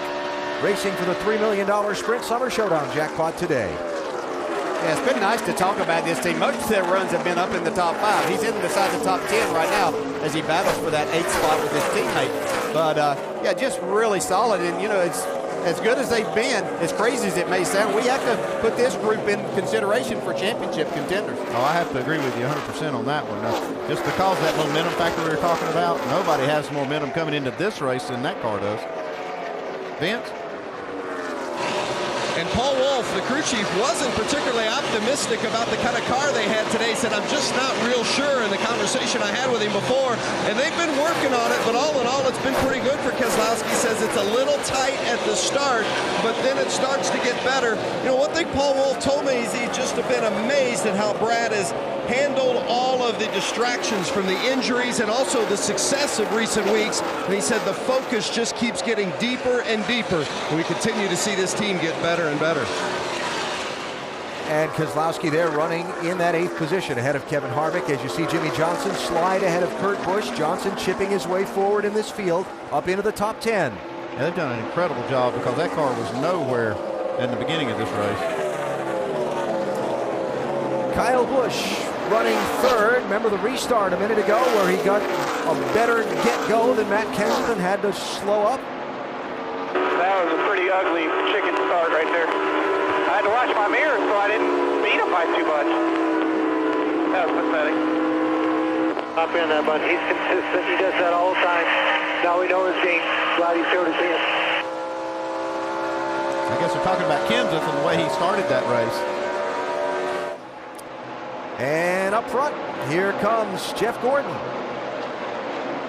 Well, we wondered about making a change to that 24 car, but it looks like it might be the right thing. Looks like he started maybe a little bit tight on this restart, which is what Jeff was wanting for his car. But it's really coming on now as he takes the lead back away from Kenseth. I was a little skeptical about making a change on a car that was that good and something that takes that long to change. I mean, it really does cost you spots to put a spring rubber in, and they decided to do that. Looks like it is paying off, though. If you just joined us, Jeff Gordon was leading most of this race on the last pit stop a little bit ago. His team took the time to place a spring rubber in the left rear of the car, went from 1st to 4th on the restart. He just charged back up in 10 laps to take over the top spot.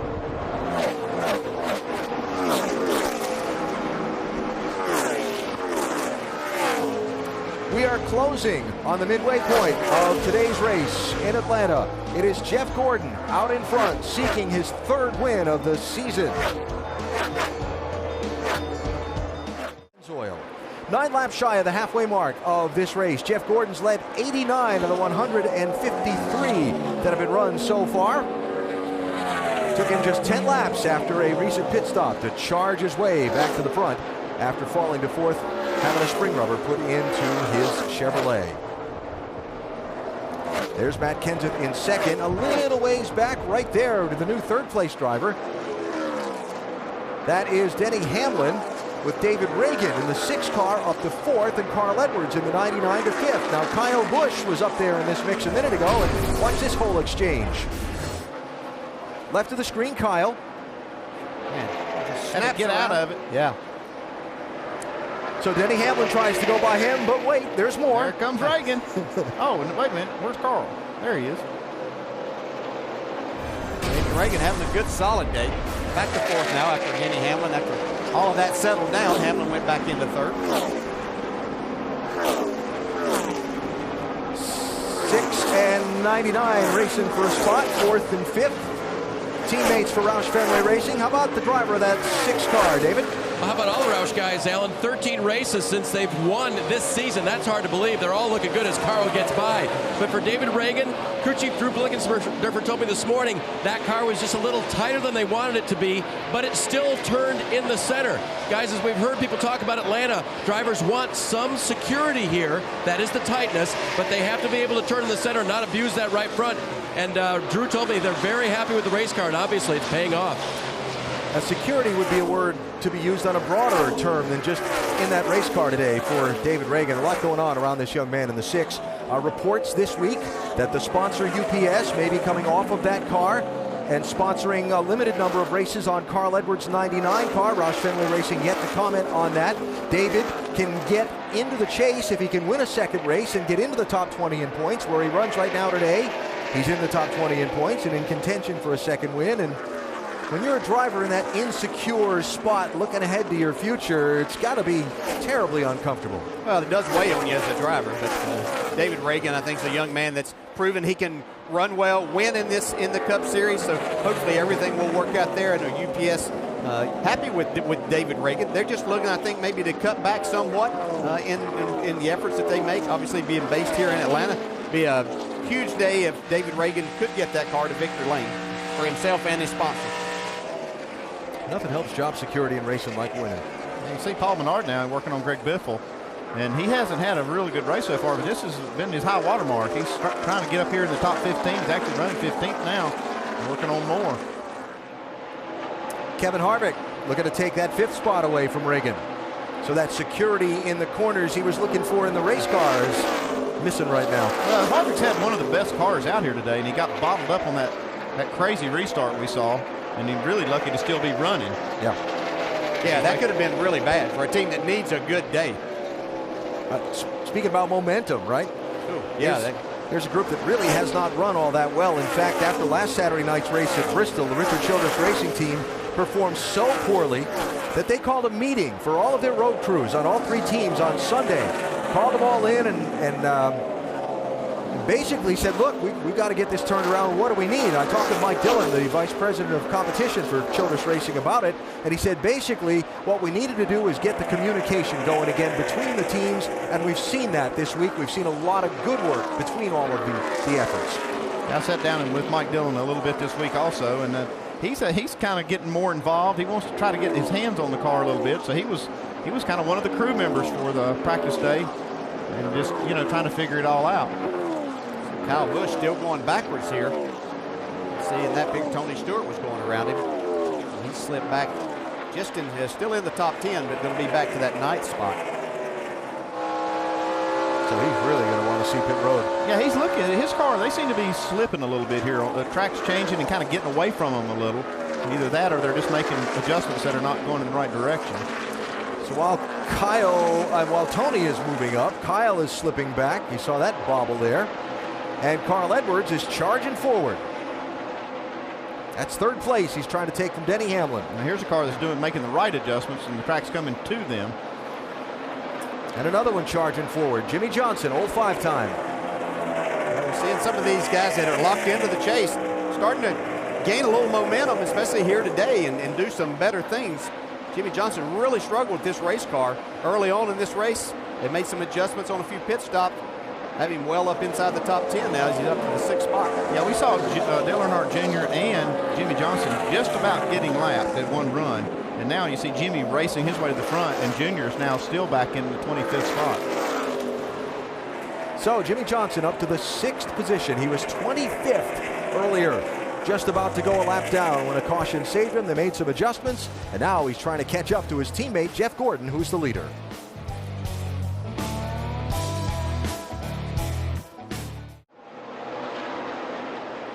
Inside the NASCAR Sprint Cup garage, they have an old saying. When you've had a rain-delayed race, they call it the Alleluia lap. The halfway lap of the race, when you know you're going home that day. We've passed it here in Atlanta. The NASCAR Sprint Cup Series coverage today presented by Pennzoil. New leader in the race, Matt Kenseth by Jeff Gordon a minute ago. Gordon had a big bobble. Show you that right now. Watch that 24 car in reference to those seam lines on the track. That's a lot of working right there. Working the wheel, trying to stay in the throttle a little bit, trying not to wreck is basically what he was doing. Trying to keep the lead, but he couldn't do that.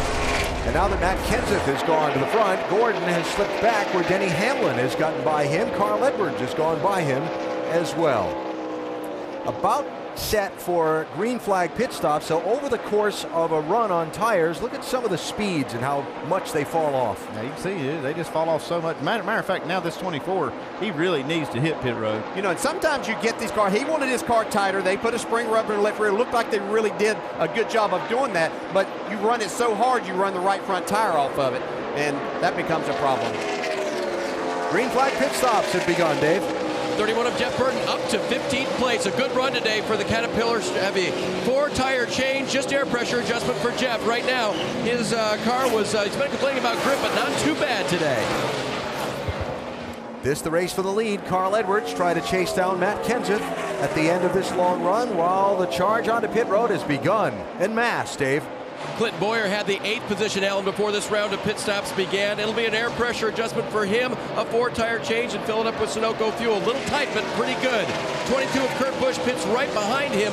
He was in the 18th position during this, before this round started happening. His car was tight at the beginning of the run, went way loose. He's not happy about it. They put a spring rubber into the left rear on the 22. More pit stops. Truex, Keselowski, Earnhardt Jr., Biffle, Allmendinger, Newman, Ambrose, Menard. Vince, who you got? Brad Keselowski bringing that 2-car in. They've just been fighting a little bit too free on throttle throughout much of the day today. They've made many chassis adjustments, some air pressure, another chassis adjustment coming on the 2. A 4-tire change for Brad Keselowski, trying to keep that hot streak alive. Having a pretty solid day here in Atlanta. Doc? Jeff Gordon put the rubber in the left rear, which tightened the car up, and the car began to step out. It got worse and worse and worse. Now, around the track bar, right rear, 4 tires, the car suddenly just got loose, and Jeff slowed down dramatically. Dave? There's a chassis adjustment going on for Kyle Busch. His car was very, very tight. Didn't want to turn for him. You see him angling in there, getting around the car that was on the pit road behind him. Vince? 14 of Tony Stewart, you see him there leaving the pit stall after a 4-tire change, just trying to get that car to work off the corners a little bit better. It's been a solid day, though, for the 14. And a 34 car spinning at the entrance to pit road. That's David Gilliland. While the green flag stays out, Carl Edwards is in. Matt Kenseth is coming in. Jamie? And they spun right in front of Carl Edwards. He avoided him. Carl saying he's a little bit snug through the center. The car's pretty good. Wedge adjustment, and the miss continues, Doc. Yeah, 17 car. Matt Kenseth saying there's a little bit of grip going away. The car was tight in the middle, but getting very loose off. A lot of drivers now saying the track is really loosening up, and they're losing front grip. The 11 of Denny Hamlin lacking lateral grip on the rear of the car on exit, so they're going to go down on the track bar again. Another 4-tire change and fuel for Denny Hamlin. The Gilliland car still sitting at pit entry. Jamie mentioned a mist that is falling. We've seen that peppering the camera lenses on and off all day. There is Gilliland's car. In the middle of green flag pit stops, NASCAR hesitant to throw the caution out, I'm sure, and change the complexion of the race. He's out of the way. He's not in anybody's pit stall. He's before the stalls start, off the racetrack, so he's not really in peril. Yeah, I think once everybody has been on pit road, we will see a caution to get that car out of the way. And after the cycle of pit stops, all right, caution is out. Caution is out. Carl Edwards comes out the leader. You saw him trying to take the lead from Matt Kenseth and then bailing out and going to pit road and stopping 1 lap sooner than Kenseth. That extra second or 2 on fresh tires for the 1 lap, enough to cycle Carl out into the lead, and yellow number 5 waves on this event.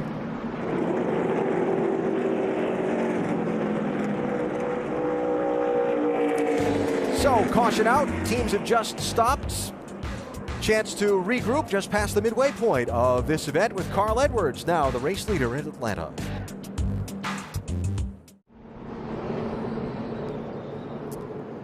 Good news from Queens. Americans having a good run through the U.S. Open. Be nice to see as the Open plays through its second week in New York City. Here in Atlanta, we're seeing some things that we saw a lot on Sunday and Monday here that we thought we were free from on Tuesday, but perhaps not. Yeah, the bad thing is this doesn't even show up on the radar. Now we've got heavy mist settling over the track.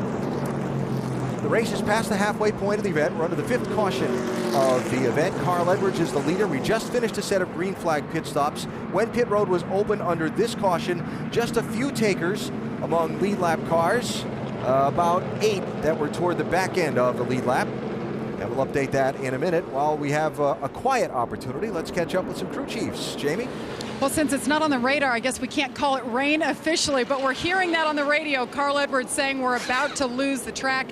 What do you think, Bob? It's getting pretty thick out here. I was surprised it really doesn't show much on the radar, but track's starting to get a little damp. Pit road's starting to get a little damp for sure. We've lost pit road. I don't know about the racetrack yet. Of course, talking to Bob Osborne, crew chief for Carl Edwards. Great stint for you guys that last round. 7 positions gained. Now you're in the lead. Carl said he's really good and getting better as the run goes on. Did you guys make any adjustments to get him better early? Yeah, we started that last run a little bit too tight, but it came on strong at the end. We freed up a little bit trying to balance that length of the run, so hopefully it works out. All right, Carl Edwards, the leader. Let's go over to Doc. And Jimmy Fennig here, the veteran crew chief, calling the shots for Matt Kenseth.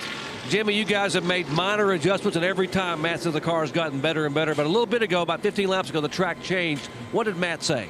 That last round we got a little bit too free. Before the run before, we were just a tick tight, but we tightened up just a little bit here. We got to see what this track's going to do.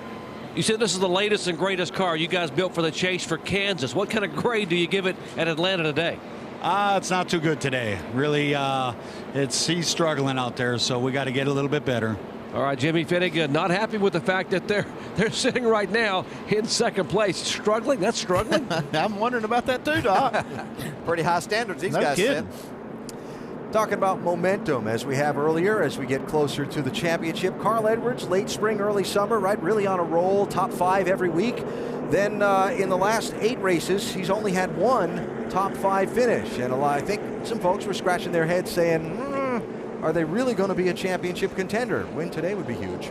It would be, because I was one of those that wasn't sure that this team could get this back. We know Carl Edwards as a driver is very capable. Just seemed they had lost something, and I really wasn't putting them in my top 4 or 5 going into the chase. I didn't have them in my top 4, but like, things can change and momentum can shift, and we see that all the time in this sport. It looks like it's shifted, at least in this race, towards Carl Edwards. And Carl has said the results haven't been there, but they've run well the last few weeks, right? They had a mechanical failure while they were running decently a few weeks back, the spark plug that went out of the car and got swept up into an incident.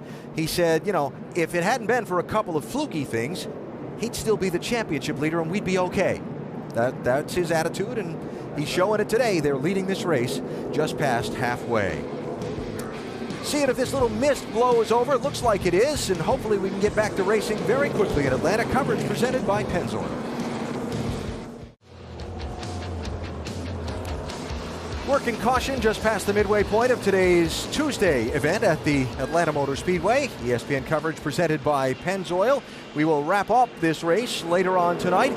Early morning edition of NASCAR Now. Post-race coverage 2 a.m. Eastern Time on ESPN2 as we check the motorsports schedule on the ESPN networks. Next weekend, we're on to Richmond. Actually, that's this weekend, isn't it? It is now. Friday night, 7 Eastern, ESPN2. We got a whole day of coverage that starts about noon Eastern from Richmond on Friday. The race presented by Jack Daniels. Then next Saturday night, the Chase deciding race at Richmond, ABC, 7 Eastern Time. Saturday night races on ABC. Sunday races and Tuesday races on ESPN as we work through the rest of the season. Well, that Richmond's going to be something special. Always is, being that last race. We have so many storylines that are going to be taking place there. Really could see a position with this wild card where winning you're in is it Saturday night. Fans wanted winning to mean more. It could mean a whole lot this weekend in Richmond. While they continue to just try and quickly run the jet dryers over the track and soak up this little mist layer that's fallen, let's go back to pit road. Doc? Standing with Alan Gustafson on top of the Jeff Gordon Hall. And Alan, every time you guys have made an adjustment to tighten him up with the wedge and the rubber in the left rear, he has taken off in the short run. But in the long run, it's been a bit of a challenge. Why? Well, it's just it's a trade-off here in Atlanta. The driving the Honda Chevy is really good. We just got to balance it out. We'll have to see. If the race comes down to a long run, we'll have to manage our tires a little bit better. But if it comes down to a short run, we'll be right where we want to be. Worried about a track change with the rain here coming in? It seems like it's constantly been changing all day anyway, so it'll be interesting to see which way it goes, but we'll just be ready for it. Everybody's got to run on the same track, so it's just part of it. Okay, thank you, Alan. Let's check in with Vince. One of the better cars today has been the 11 of Denny Hamlin, crew chief Mike Ford. You said before the race you thought you'd be good on the long run. It doesn't seem like we've had too many of those today. What would be your assessment of how the car's handled so far?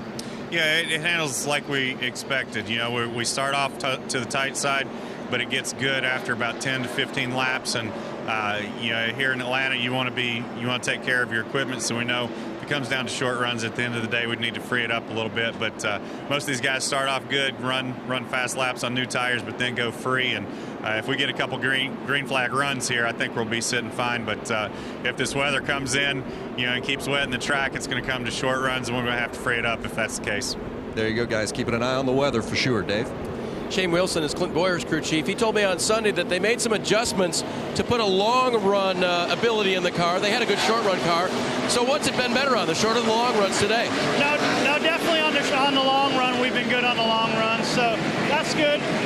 Not bad on the last couple runs on the front of the run, but you know, if it goes a bunch of green flags, we'll be in good shape. Is this rain going to do anything for the track condition, just as light as it's been? Yeah, I mean, we started getting a little free when it started sprinkling, which I would expect it to, and just hopefully we can get it dried up here and go back to racing. They were trying to free him up a little bit. In fact, Clint said when they went back to green, yeah, you got me free now. So Boyer running back in sixth position at the moment, doubled up for the restart, with Carl Edwards choosing the outside lane over Matt Kenseth. And track conditions will be a little different as we get set to go back racing. How about this? The four guys racing for the $3 million in the Sprint Summer Showdown are all together on the racetrack. Menard Keselowski, Kyle Busch, and Marcos Ambrose are running in 13th, 14th, 15th, and 16th. Yeah, that's not quite as far forward as they want to be, though. Yeah, that's not where we need them. We'd like to see it come down to them. Yep. Kyle Busch, of course, running up front a lot of this race, but the handling on his car really fallen off in the last little while, and he has slipped pretty well back in the pack. Gonna go racing. That pink pace car heads off, saluting survivors of breast cancer. And Carl Edwards brings him up to speed again.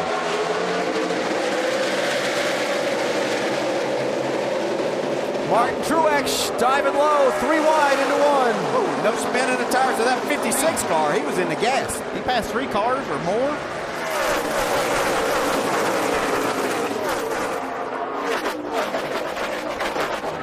Kenseth to the lead, Edwards the second, side by side for third, Gordon 24, and Harvick 29.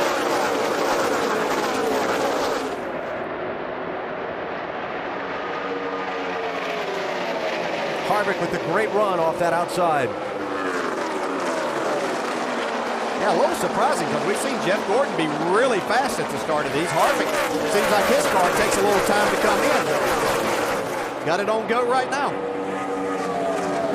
Doc just talking to Gordon's crew chief, Alan Gustafson, about that short run, long run. And that may be exactly something Jeff Gordon, after that last run where his car really fell off, he may take care of the tires a little bit more here at the start of this. Tony Stewart was rim riding in that 14 car, trying to dig his way back to the front. Yeah, we've not seen Tony Stewart be able to get all the way back to where he was before he had those bad pit stops kind of in a row. Worked with us earlier, Tony. A couple of tough trips down the pit lane, lost a lot of track position. Had one of the faster cars in the early part of the race. Here comes Paul Menard making it 3 wide. He and Ambrose splitting Greg Biffle. Biffle's going to go back and put himself in the middle of them, but Menard hooked up on the bottom right now. Oh, that Kyle Busch in that yellow 18 car caught my eye too. He really had to wait to get on the gas in that corner. I thought Montoya was going to drive right through him. Nice job, Juan, to check up. Yeah, see how Kyle's car drives back in traffic. We saw him spend most of the day up in the top 3, but got into the wall, and the car hasn't been quite the same since then. Really not good with Brian Vickers all over his back bumper going down the straightaway. Searching for grip. Try the high line now.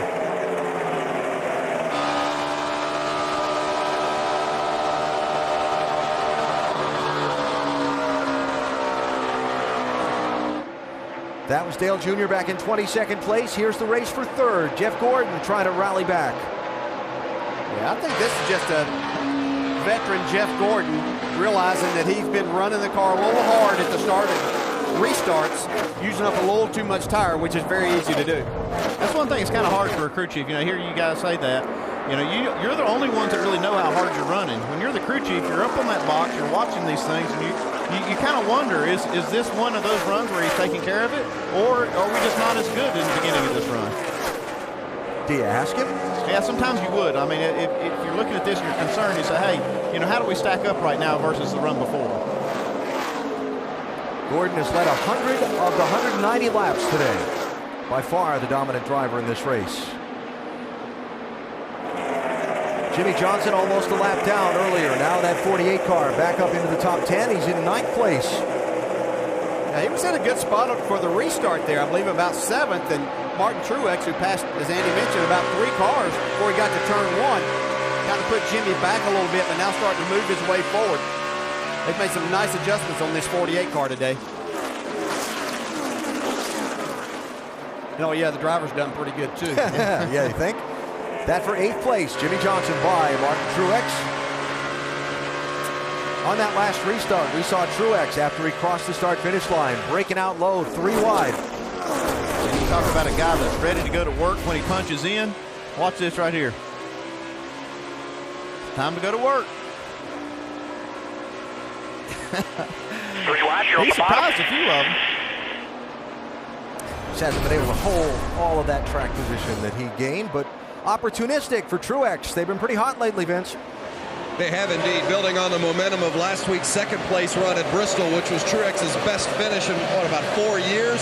Remember working with crew chief Chad Johnston, his first time here in Atlanta as well. They've been taking some swings at the car, and Martin last time said, hey, it's pretty good right about now. And I think we're seeing some of the results of that. Yeah, and a team that you know has a lot of potential here. Martin Truex is an excellent race driver. We've seen Michael Waltrip Racing improve as a group, and I think this crew chief driver combination is going to pay big dividends for them in this Napa team. Now, another guy I want to talk about since the restart, that too, Brad Keselowski, right? Just before they went green, we showed all the Sprint Summer Showdown cars together, 13th, 14th, 15th, and 16th. Since the restart, Keselowski's up to 7th. That's just what we've seen over the last 5 weeks from this driver and team, doing things right, making adjustments, getting themselves in position to win. They haven't always had the fastest car when they've won these races, but they get there, Andy. That's exactly what I'm looking at. That car has not been that good all weekend. I mean, but they find a way to execute to the max, and that's what they've been doing all day today, making the most of what they have and making what they have better. Latest on the 2 car, Vince. Well, and what's interesting, really, right along the lines of the theme that you guys are discussing, Paul Wolf talks about how Brad Keselowski is just excellent at managing his car. He knows when to push it, when to back off, steps up when it counts. He's been really providing some outstanding feedback over the course of the past month and a half, makes good decisions during the race, and this is another one of those driver-crew chief combinations that has really clicked, and we're seeing it on race days. Doc? Talking about driver crew chief combinations, how about 5-time champion Jimmy Johnson? Now, Chad Knaus made no bold about it. He said, this is not our best piece, Doc. We have our cars lined up and covered up, waiting for the chase. But with that in mind, we're going to do our best to get a good finish now. Back in 25th, almost a lap down, but Chad has made small adjustments on the car. They were very tight in the middle and very loose, almost spinning out loose coming off. Small air pressure, track bar, and now Jimmy Johnson in a car that isn't their best car is a factor. Guys, battle up front. Carl Edwards, 99, trying to get the lead back from Matt Kenseth. Remember, Carl led at the last restart, but on the break, Matt got ahead of him. The way Carl got the lead was after a round of green flag stops, and then the caution came out. He had been running down Matt after a long run. It looked like even that run, Matt was a little better in the beginning, but Carl's car comes on at the end. A couple of very different lines off turn 4 there. Yeah, Carl's has been pretty much staying on the bottom most of the day, just like he did in the Nationwide race the other night. He's utilizing that very bottom part, even left front below the yellow line at times, using that Doug Yates horsepower to get him up off the corner. I guess the only problem is that 17 has that same horsepower. I guess what I've been seeing, as we jump back here to Johnson taking 6th place away from Keselowski, it seems like when a lot of guys use that low lane coming off of 4, they go all the way out to the wall like Johnson just did. Yeah. But Carl seems to keep his car way down off the wall when he exits that corner. And that's just, I think, probably the setup that they have working in that, and Carl, because he never turns the wheel a lot, so this car is turning itself in that respect, and that's a really good car and feel to have. Good race for the lead. Had a lot of good racing all day here at Atlanta. Coming up on the 200 lap mark with Matt Kenseth out in front.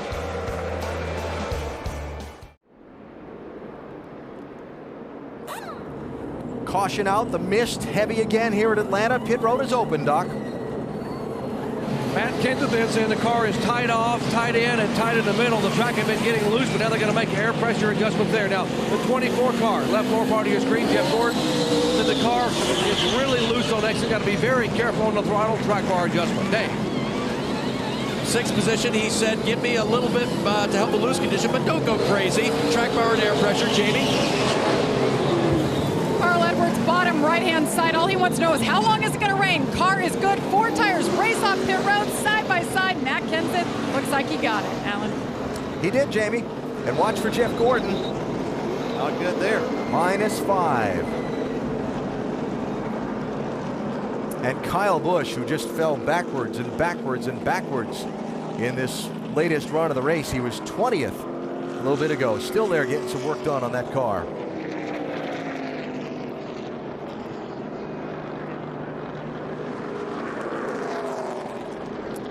Is something broken? Is something hung? Is something... Yeah, that's what they're looking for. You know, it's just they've completely lost the handle. So this is a chance now just to regroup and try to figure something out. So the Gibbs guys looking it over. Kyle Busch, the championship leader in the NASCAR Sprint Cup Series, entering the day, tied with Jimmy Johnson for a number of points, but by more wins than Jimmy, the tiebreaker. Kyle, the championship leader, hoping to add more bonus points for the seating in the chase, and after running really well in the beginning of this race, gotten way back in traffic. Good pit work again by Matt Kenseth's team. Overcame that first pit stall advantage for Carl Edwards. 17 out in front.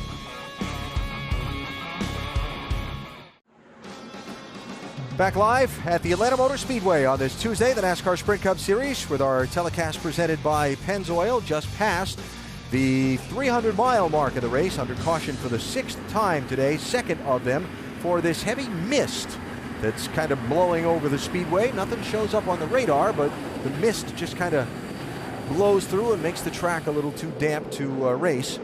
And yet it doesn't take long for them to dry the track up and get us back going. Saw Kyle Busch with an extended stop on pit road, Dave.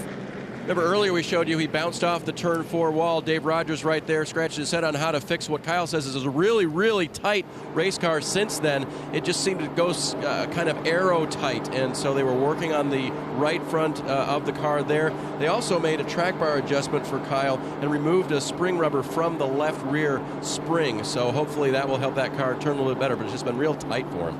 Yeah, it is a head scratcher. You know, these cars are so sensitive arrow-wise.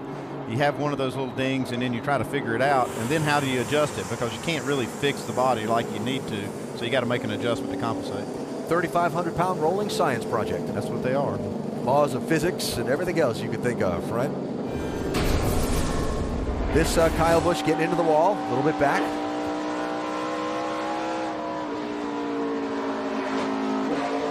Yeah, not a very hard lick. Still 11. We've seen cars take pretty hard licks and never really get, sometimes you can get better, but yeah, in this case it's not working out. Yeah, and they're up underneath looking to see if it bent any of those panels that may be affecting the aero on this car, because all of that underbody stuff does have a big effect too, but it's kind of looking like there's nothing under there that they see. Looking down live on the Atlanta Motor Speedway, our NASCAR Sprint Cup Series AdvoCare 500. Today, make sure to go to NASCAR.com for all your latest NASCAR information. We are working the 6th caution. A rather heavy mist has washed over the speedway. You can hear in the background the big jet dryers out there working to keep the heat in the racetrack and keep it dried up. Reports from them are they are certainly helping, keeping from completely losing the track. And the rain here, and I shouldn't say rain, the mist, because it really is a mist, it looks like, has set up an interesting situation. Not pitting under the yellow flag, J.J. Yaley in the 38 car, who is leading, and Landon Castle in the 51, who is second, taking a gamble that perhaps the weather might get heavy enough for the race not to be resumed. How about it, Doc? Well, why don't we ask the man who made the call to leave his driver out, Jay Guy, the crew chief for J.J. Yaley. And what are you thinking here, Jay? I hope it rains really hard right now. It'd be really good for this team, and we have a new sponsor on board this week with Vamped, and we need a boost. We've had a lot of bad luck this year, and it'd be really good if we'd actually have a little bit of good luck go our way. Were you looking at the radar and made this call consciously knowing this stuff was moving in? Well, I mean, it doesn't show up on our radar very big, so I think we'll end up going back racing. But the other thing is we want to lead a lap and get the point and everything like that, and stay out and chance and maybe have a little luck go our way. How big would this be for a team this size, a small team trying to make it in this sport? I mean, it'd be huge. I mean, it's big for anybody out here in the sport, but, for somebody like us, I mean, for Bob Jenkins, our owner, and everything, it'd be just a real big feather in his cap. And like I said, we've got a new sponsor on board this week, and maybe we can, that's a good sign they're coming down pit road. We lost the track, but, just be a real positive for our team. Okay, Jay, thank you very much. Thank you. Alan, how about that? It could be another David and Goliath story. A little guy here maybe stealing one at Atlanta. And you see, NASCAR has made the decision to bring the cars down pit road, cover them up and park them, and leave the jet dryers out onto the racetrack. Now, as they do that, out the window, it looks like the horizon is brightening already. And I kind of agree with Jay Guy that we should see more racing here. He's hoping it does. Does it? Yeah. He wants it to keep raining. Yeah, give a call to J.J. Yelly and Landon Castle, who's in second there, for running well enough all day long. We're 210 laps into this race, and they've been able to stay on the lead lap on a very difficult racetrack, put themselves in this position. So the field will be stopped under the red flag with 115 laps to go, but better than 300 miles complete. We'll wait to see how quickly we can get this thing back underway, because we feel like we will. NASCAR Sprint Cup Series in Atlanta, presented by Pennzoil. There's a sound on the pit lane at the Atlanta Motor Speedway that we're happy to hear again. It's racing engines being revved up. Our coverage today presented by Pennzoil. A red flag coming to a conclusion after a rain shower made the racing surface a little too slick, but it quickly has passed over. They've dried the track and we're getting set to send the cars back out onto the speedway. Quick check of the NASCAR Sprint Cup Championship standings, talking about the opportunity to lock into the chase today. Magic number at the end of the day. If you are 49 points ahead of 11th place, you're in. And right now, Ryan Newman and Kurt Busch in position as they run to do just that. Yeah, not having their best days here, you can see, but good enough days that if the race were to end right now where they're running, they would be locked into the chase. And as far as the guys chasing, for example, Tony Stewart in that 10th place to try and overtake him on points. Clint Boyer's really close. Brad Keselowski is as well. And it's Keselowski and Hamlin with the wins that currently hold the 2 wild card spots. See Clint Boyer there battling hard here, still up inside the top 10 here today, doing everything that he possibly can. 1 point per position, the new rule for this year. If Tony Stewart has another hiccup at the end of this race, it could be big going to Richmond next week. Yeah, and I know Boyer's looking at that too, a racetrack that he has run well at over in past years, that an opportunity, if he can't drive his way up into the top 10, maybe he takes that victory and that won't get him in the position. These 2 tracks here are also good tracks for Tony Stewart. Kind of surprised that he has not been better today. He was early in the race. He really was right up there, looked like a contender to maybe win this thing. Had really 2 bad pit stops, just hadn't recovered. Red flag withdrawn, yellow flag out, 24 minutes and 21 seconds of a delay. And you think that's not too bad, but then when you consider it's Tuesday instead of Sunday. Considering we waited 48 hours to watch this, 24 minutes isn't that big a deal. Yeah, I know it. So they're going to go back onto the racetrack with 115 laps to go. We'll see the top 2 pit that didn't under this caution. And that'll put Matt Kenseth and Carl Edwards back into the top 2 spots. Let's talk bigger picture. 115 to go, fresh tires, full load of fuel. Weather skirting the area every now and then. Yeah, crew chief's got to be pulling their hair out. This weather's too iffy. I mean, really, to make any kind of strategy plan. Yeah. So you just got to roll with it. You see there's Bob Osborne. He's trying to figure out a way to get his guy up front when this thing's over, whether it's rain or checkered flag. Yeah, and as a driver, we talk about how fast this racetrack is, and especially on these restarts. They want to make as much time as they can. You just don't know what you're going to get when you drive off in the corner. So it's very tense moments for everybody involved here, and the drivers having to try to keep up with what's going on with the track too. Oh yeah, is that the bottom or the middle or the top lane that's going to work the best this time? Yeah, and the jet dryers have been out, so that changes the feel of things, and it could get kind of interesting here when we go back racing in a little bit. Jimmy Johnson certainly been one of the stories of the day. Almost lapped earlier. He's come back now. He's into the top 6 at the moment, and he's about to move up to 4th when these other guys pit and having some fun on the radio. It appears that there might be some more rain coming. Just about what I was thinking there, looking about middle of the back straightaway. Little J.J. Yaley, man, praying. Jake guy was over here and asked me why you were taking shots at him on the radio. I know. He was laughing, joking. His engineer said, he's probably listening right now, hey, engineer. But they were laughing. He said, hey, man, why does your guy got to give me a hard time about saying that? I was just trying to lead a lap. I said, who cares, man? Lead a lap, maybe you'll win the race. Man, I'll be honest. If we can't win, I hope the hell he does. Any man brave enough to wear a Speedo and take photos of it deserves a race line. That's good stuff. Can we find those photos? I hope not. Yeah, the object is to attract viewers, right? All right, J.J. Yaley leading, stayed on the racetrack when the race was stopped for rain, has not pitted yet. And if I were them, I'd leave it out there for a while, too, because this... I wouldn't come in right now, because it still looks iffy. Yeah, this horizon, it's just... Best way to describe it, I know it's hard to see it on the camera lenses. I mean, obviously you can see some water right there. It's not rain. It's just a big heavy mist that comes through like in little bursts, almost like a low to the ground cloud comes across and then goes away. And it's so great. When they cranked these cars up a minute ago, as they were sitting on pit road, there was actually a little sunshine on a few of the cars there.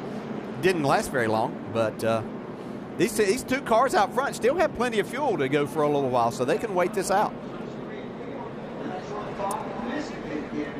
And so nobody coming to pit road at the moment. An update on where the drivers in the Sprint Summer Showdown are running as they try to grab a hold of that $3 million jackpot, which they'll take a third of for themselves, a third for a designated charity, and share a third with a fan or fans at this point, Doc. Indeed, and I'm up here where some of the fans are sitting. Dana Hardy out of Laurel Hill, North Carolina, big-time Kyle Busch fan. I think the hat gave it away. Now, you were a Kyle Busch fan long before this Sprint Summer Showdown started, right? Oh, yeah, since 2006. Now, you have never been to Atlanta. First time to Atlanta Motor Speedway. First time on an airplane, and first time with a chance to win $1 million. You're not giving up on him. Oh, no, it's not over till it's over. Okay, what are the plans? I know you have three boys and you're unemployed. You're hoping and still looking for work. What would this $1 million mean to you? Oh, wow. It would change my life forever. Me and my boys and my fiance would be set. I know you got a chance to meet Kyle. What did he tell you about the possibility of making you a millionaire today?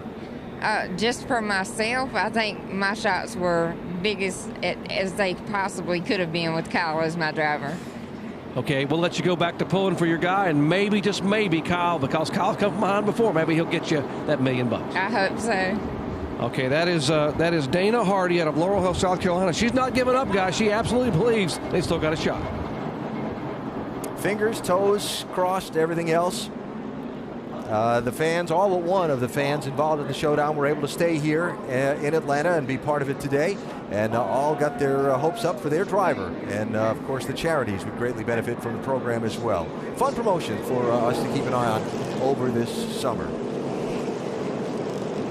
Pit road was open, but leaders weren't taken. No, those two leaders not coming in until it gets at least one to go, and I don't even think I'd come then. I'd wait till it went green before I came in. Just joining us, J.J. Yaley, Landon Castle, the two drivers in question, not pitting, and in first and second as we wait to restart this race, which we expect to, hopefully, shortly. Jamie? And Landon Castle, exactly. Their plan is to pit with one to go. But Alan, as you can imagine, he's all up on the radio saying, it's still raining, it's still raining. He wants to stay right where he is. It's a funny thing how that radio works. When a driver's car's not handling well and he needs a caution, there's suddenly debris on the racetrack. Oh, absolutely. There's debris out there most of the time anyway. You can find it, but certainly when you're needing that, you're able to spot it much more quickly. We did have another one of those waves of mist come right over turn 3 and 4. So he was saying what he saw, definitely spinning in his direction. But yet, the sky over 1 and 2 is brightening again, and I think we're going to go back racing, and I think soon. Yeah, I think certainly looking out the window here, it looks a lot better than it did just even 3 or 4 minutes ago. I think we have a much better opportunity, and of course we still have a lot of time just after 2 o'clock here. And while we continue to wait on that one to go signal, let's go back down to Doc. And another potential millionaire, Ron Rempinski out of St. Charles, Missouri. And Ron, you're pulling for Marcos Ambrose, your guy to win $1 million. Tell me what you think's going to happen with him. Well, I think if they can get this race in, he'll see him at the finish line. That's what I'm hoping for. Now, I understand you were just a casual race fan and went to Daytona, took a tour of Daytona International Speedway, and it rekindled your interest about being a NASCAR fan. Yes, it did. I went on tour with my family, and my daughter really is interested in NASCAR now. So she, her and I were down here, and Marcus is our #1 fan now. Okay, you got 3 daughters in college. Where does the money go if you win? College, and the other 2 are still in high school. Okay, so the money I'm guessing would be an educational fund. For sure. That would be the first thing it went to. Well, good luck to you, Ron. Thank you. All the way from Missouri, even though you think he might be pulling for Carl Edwards, he's got $1 million on the line for the 9 car of Marcus Ambrose, who currently sits in 21st position on the racetrack. Of course, Marcos qualifying for the Sprint Summer Showdown by scoring that huge win on the road course in Watkins Glen back earlier in August. Yeah, he's finally able to put a whole race together. It seems like this should have been like the 4th or 5th road course that he won in the Cup Series. Yep. But what a good time to make that happen and get yourself involved in this Sprint Summer Showdown and see what he can make happen for the rest of the day here. And the designated charity for Ambrose, the Victory Junction Camp, the Petty Families Camp for children with cancer and other illnesses, and certainly a deserving cause. And Marcos, of course, driving for Richard Petty Motorsports. Where else would you get involved with? Yeah, it'd be money well spent. Yeah, it certainly would. And if anybody out there is looking to donate money this day and time, that is a very worthy cause. I know that they are looking. It's a great camp, and the kids that are able to come there have a wonderful time. But it does take a lot to keep everything going.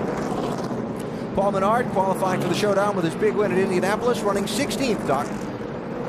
And the lady who's watching her driver, Paul Menard, Andrea Gay, out of Voorhees, New Jersey. And Andrea, I understand this program really hooked you because you weren't really a race fan, but you saw the Sprint Summer Showdown banner and decided to enter the contest online. Yes, that is true. I was doing some schoolwork, took a break, saw the banner. It piqued my curiosity. And NASCAR, I did a project in school in marketing about NASCAR and the advertisements and how they get the sponsors. So then I said, oh, this might be interesting. So I said, when I saw only had to put my email address and pick a driver, I said, that seems simple enough. So I just tried it, and now here I am today. Paul Menard told me before the race he really wanted you to win this $1 million because of what you're planning on doing with the money to help some low-income women. Tell us about that. Okay, I have been volunteering with an organization called Image and Attitude located in Pennsauken, New Jersey. And what this organization does is provide clothing attire, work attire, provide job readiness training programs, and help to integrate economically deprived men and women back into the work arena. So part of what I would like to do is to volunteer more time. I sit on the board of directors, and to begin to become economically make an economic contribution to the organization to help progress it even further, along with the fact that I have 3 grandchildren, a daughter and a son, and I'm a full-time college student. All right, Andrea, good luck to you and your driver, the 27 car currently sitting in 16th position. Andrea Gay trying to win $1 million here at Atlanta. And winning for a good cause. And Paul Menard as well. Habitat for Humanity, his designated charity, if he can win the jackpot in the Sprint Summer Showdown. Well, all of those stories, you wish every one of those drivers could win. You know, just good things, and that's exactly what Sprint started this promotion for and wanted to see happen, was that opportunity. Looks like they picked up the speed on the pace car, and the jet dryers working through turns 3 and 4.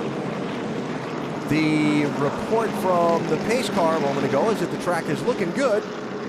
So we'll see if we're able to get this thing back underway in just a couple of laps. Jamie? Nick Harrison is the crew chief for the 51. What's your guys' plan? You still going to come in with 1 to go, or you want to just hang out there for a little while longer? I'm hoping they never give us 1 to go right now. It'd be real good for Phoenix Racing, Phoenix Construction, and thank you, Teacher Today Chevrolet, for the rain to keep coming, get a good second place finish.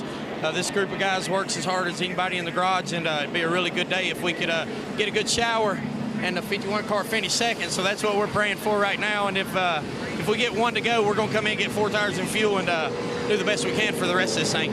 All right, this team is watching the clouds, no doubt. Dave? Kurt Busch has won here before, Jamie. Crew Chief Steve Addington's been trying to get the car right for him. You kind of been on both sides of the balance issue. Where is it right now? Yeah, we worked hard on this shell Pennzoil Dodge all day. Right now, we were just a little snug on that run, that green flag stop. We made some big changes, and it started out a little snug. So hopefully we've got a direction on it now. We started the race tight, and it went loose.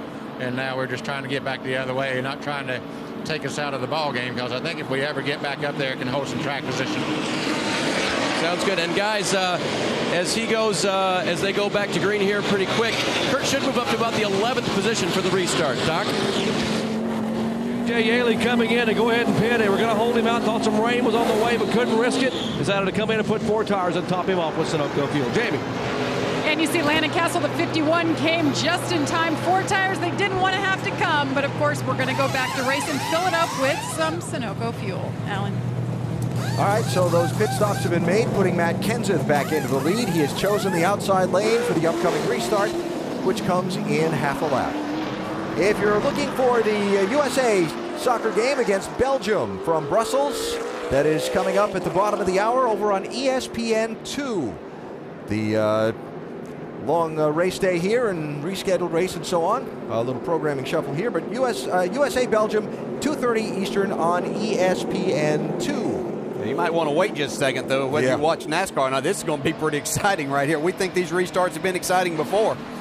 And here's why, because those spotters can see, and they see this mist coming over the track, and it's close again. This next restart may not last more than 5 laps. They'll be going at it hard. Jeff Burton, Mark Martin, among the guys who came down pit road here recently. The leader is Matt Kenseth, outside lane. Carl Edwards to his inside, 106 laps to go.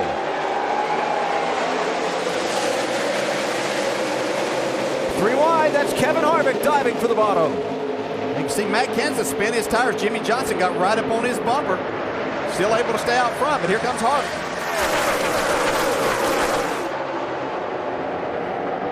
Kenseth's going to clear him. Harvick fighting with Edwards for second.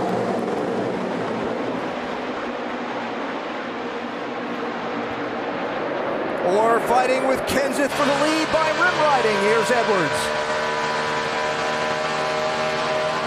Hey, right now they're not concerned about saving any tires, doing anything. They're not sure how long this is going to last. Everything they can get out of it right now. Because of the weather. Yes. Here, all clear. Good job. Yeah, we got that mist is hitting the track again. Right now, you heard some of the radio traffic there saying the mist was hitting the windshield. And you can throw the caution. I almost wrecked.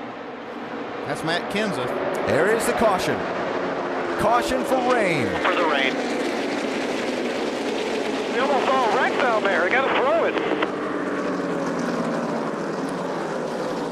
That has to be an uncomfortable feeling. Oh, I'll assure you, we've talked again about the speed at this racetrack and what you're doing. The problem is that's the guy leading the race saying that more than anybody else. So. Yeah, but you could hear his voice. I think he meant it.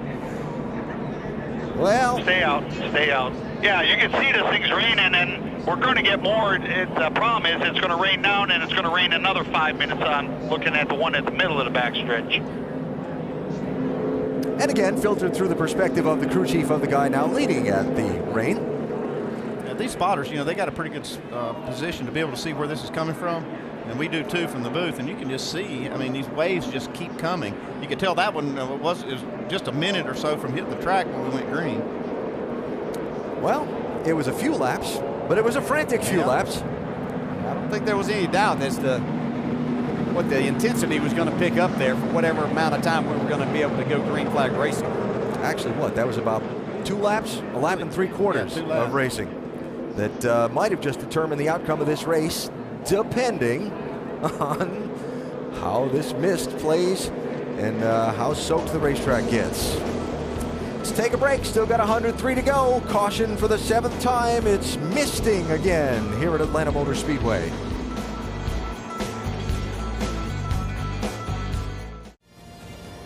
And as we work the caution flag here at Atlanta, reminder again, if you're looking for the USA-Belgium soccer match, you can find that over on ESPN2 at the bottom of the hour here in just a couple of minutes. We've been kicked around by the weather a little bit here at Atlanta over the last few days, and this heavy mist keeps rolling through and throwing wrinkles into this race. Kevin Harvick on that last restart with a bold 3-wide move is up to third, Doc. And Kevin Harvick could kick himself right now, because after that restart, we're down here with Gil Martin. Your driver said, I had him pass, but what happened? He said he missed a shift, but I don't know. Maybe we'll get a couple more shots at it right here. Our Ream Chevrolet's been pretty good today, and I'd have him on any restart. Now, we were joking before the race. You guys have not had a top 5 since the beginning of June, and suddenly you're back in it. You're a major contender. How does this happen with suddenly just turning things around? Well, I mean, we have been trying some things over the summer, and some of them weren't very good. And this right here is hopefully this is the kind of car we're going to bring into the chase. We got 2 just like it to bring to Chicago, and we're looking forward to it. Hey, during the rain delay, I asked Kevin Harvick, you're sitting 5th. I said, will you take a 5th and go home, considering how well you've run or poorly you've run? He said, heck no, I want to win this thing. Vince? With Paul Wolf, the crew chief for Brad Keselowski. We talked to Brad during that earlier rain delay, talked about some of the changes you guys have made on your car. How confident are you that you've got a car that if we go back racing might be a factor here? Well, we feel a lot better with the last couple of adjustments we've made on the Miller Lite Dodge. We were able to get the track bar down there and a little bit of wedge, and it seems like the car started to come to life. The first half of the race, we were making adjustments, we just couldn't hit on it. We showed a little promise there that last run, so we're excited to get going here. I would feel like we've made our car better and we might have a shot at it. How do you work with the car in relation to the adjustments when you don't know whether we're going to be racing for a longer stint, a short stint, maybe just a few laps and then it's over? Well, it's definitely tough, especially with the weather, and luckily the overcast has stayed because the sun brings in a whole nother factor there. But we just got to do the best we can. It's the same for everybody, and we feel like Brad keeps giving us some good feedback. We'll keep working on it. Good deal. Thanks, Paul. Crew chief for Brad Keselowski. And Brad running in 8th position under the caution flag. In the Blue Deuce, track bars, we've seen a lot of adjustments on cars to meet the changing track conditions throughout the day. The 2-car, not the only one where we've seen that wrench go in the back window, Andy, and work on that jacking bolt. That's a very effective adjustment. You see that wrench going in the rear window, and they're going to adjust on that track bar. And it does help. I mean, when you got a loose race car, there's not hardly a better way to tighten it up than to get it lower. Sometimes, though, that track bar starts out as low as it'll go, and you don't know where to go with it. But you can see both of these adjustments are taking the track bar down. Seems like it's kind of been the adjustment of the day on a lot of these cars. For more on the track bars, let's head to our Craftsman Tech Garage and champion crew chief Tim Brewer. Tim? When a crew chief calls for a track bar adjustment, you're going to see a crew member come over, put the handle in the rear glass of the car. And when he starts turning right here, underneath the car, you focus in on that orange bolt head right there. What we're trying to do is lower the rear roll center of the car. By doing that, it's going to give the driver more grip from the center of the corner off, and he won't be spinning the tires. Yeah, that was always an adjustment I liked, especially at a high-speed racetrack like this where you are looking for that grip, especially on the exit of the corner. That seemed to really make a big difference. Something you could, as a driver, you want something to lean on, and you could really take that and use it to your advantage. But there's a sweet spot for that thing. Yeah. I mean, you think, well, why wouldn't you just put it as low as it'll go? Well, sometimes that's just not the best place for it. I actually saw in one of those replays, Jeff Gordon was raising his track bar up. So there is a sweet spot for that adjustment. Rolling Science Project. Find a way to get maximum grip out of those 4 tires. At 24 degrees of banking at 190 miles an hour at a certain temperature. Crew chiefs got their hands full, don't they, Dave?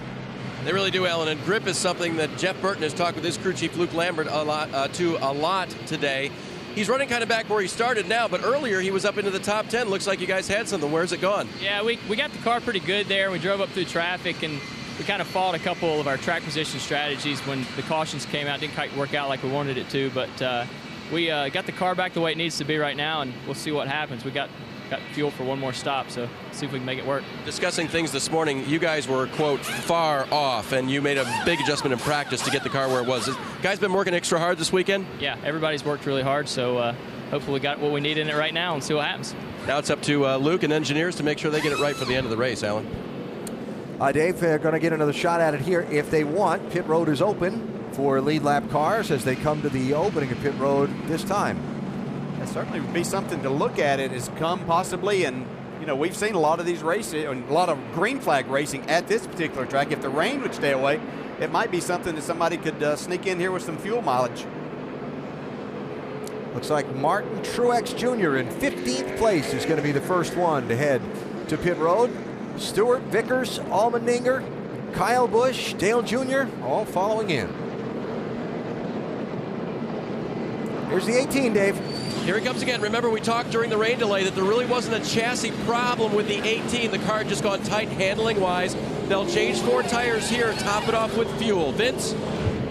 The 14 of Tony Stewart's had a pretty good race car today, especially when he's been up toward the front of the pack, but track position has been the biggest problem other than a couple of slow pit stops. Gave him 4 fresh tires and fuel. Jamie?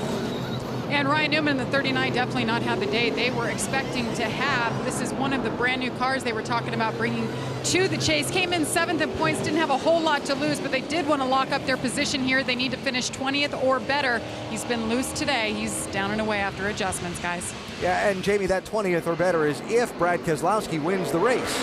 Right now, Ryan is in position to lock in a place in the chase today, even after making that pit stop and giving up a little bit of track position.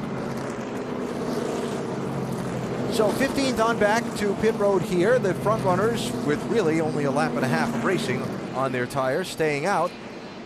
Being a little less on fuel than some of these guys who just stopped. But again, how far is the race going to go? Yeah, it's just so iffy, this weather. Man, I'll tell you. It's got to be just a nightmare for these crew chiefs to try to figure it out. So while we work the caution flag and continue to get the track back in completely raceable condition, haven't hit up our in-race reporters since earlier on in the day, and our in-race reporters, the drivers that are competing for that Sprint Summer Showdown jackpot on this afternoon. Let's see if we can get Brad Keselowski there, DJ. Hey, Brad, Dale Jarrett, do you have a copy?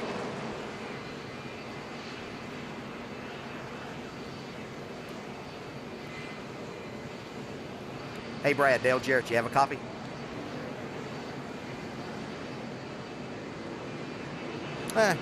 He's on the other line. Got a bigger name on the other line, Dale. I'll guarantee you. Must be a screw chief. Or Roger Penske. All right, best plans, you know. Try it again. Give it one more try. Yeah. Hey, Brad, Dale Jarrett, you have a copy with us now, bud? Yes, sir. All right, man, it's been an interesting race. I know a kind of long day out there, but it looked like you kind of got between adjustments and the track, things coming towards you. Yeah, we've made some good adjustments for sure in the Miller Lite Dodge. Pretty optimistic about it, so we'll see how we fire off here. I think the track's ready to go, and hopefully we can move forward on the restart and get ourselves a little bit closer to the front, but it's been a solid day. Last few adjustments have been real good, like you said, Dale. Hey, Brad, it has to be pretty exciting to know that you could really kind of change somebody's life. I know a win would be big for you and your team, but knowing there's a couple of fans out there pulling for you, that a lot of money would mean a lot to them.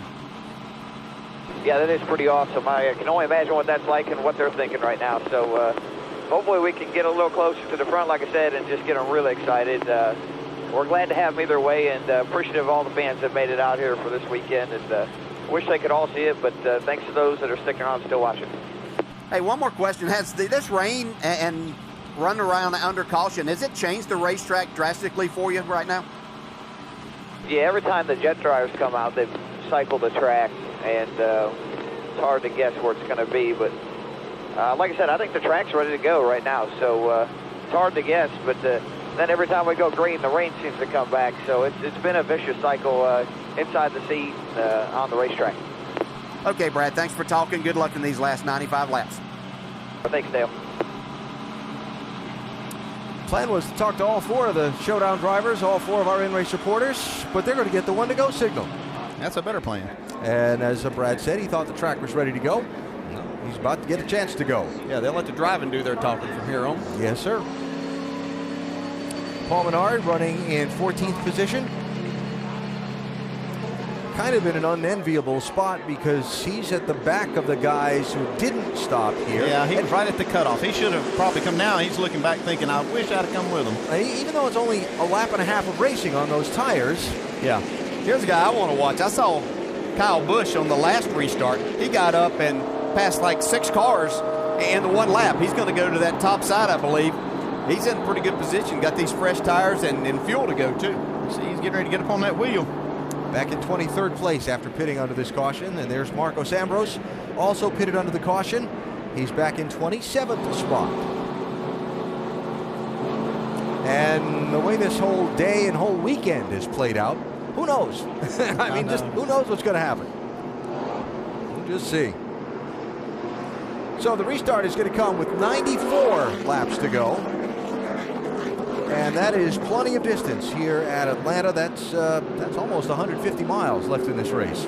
Yeah, and this is one of those, we talk about spinning the tires on these restarts. This is one of those cases where you really have to be careful as a driver because these tires have heated up, you've picked up some debris, you make sure you really got them cleaned off, but even then, you have to be extremely careful going to the gas too hard. Kevin Harvick with the great restart last time, jumped down 3 wide in a race for the lead with Kenseth and Edwards. Harvick lined up on the inside of row 2. The 5-time champ Jimmy Johnson to his outside. Jeff Gordon and Denny Hamlin behind them, but it's Kenseth on the outside leading the field back to the restart.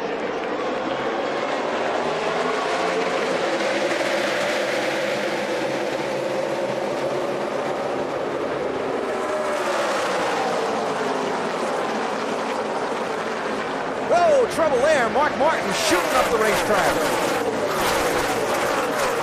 Nice avoidance by Regan Smith in that 78.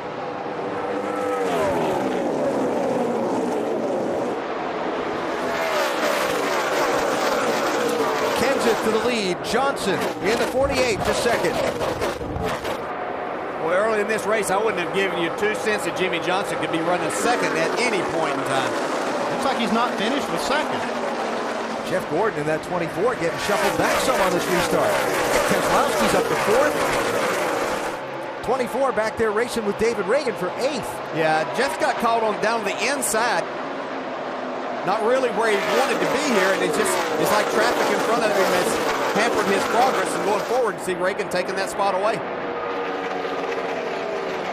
And Juan Pablo Montoya in that 42 had his hands full in turn 3. Managed to stay off of Boyer.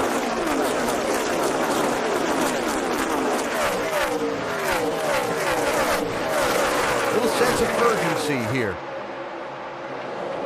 3 wide, Kurt Busch to the bottom. A.J. Allmendinger had thoughts of sticking his nose in there, thought better of it.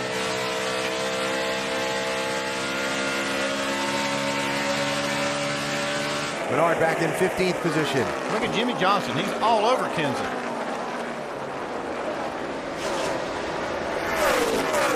Whoa, that was yeah, close. Almost literally all over him. That was almost contact. That's going to let Carl Edwards close the gap on these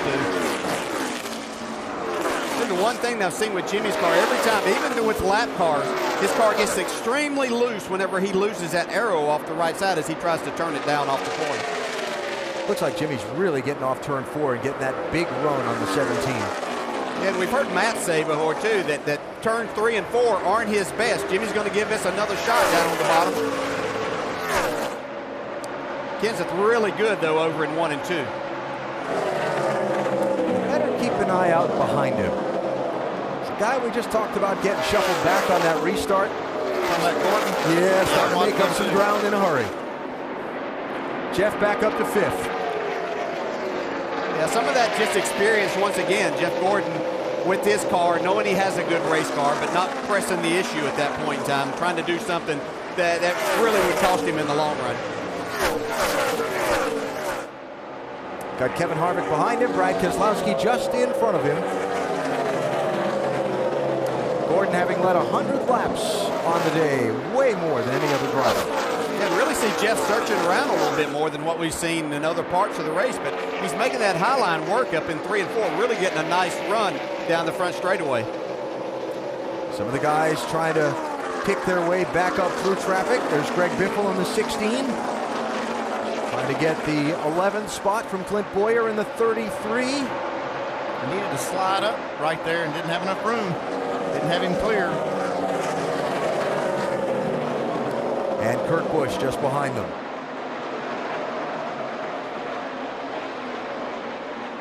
Haven't seen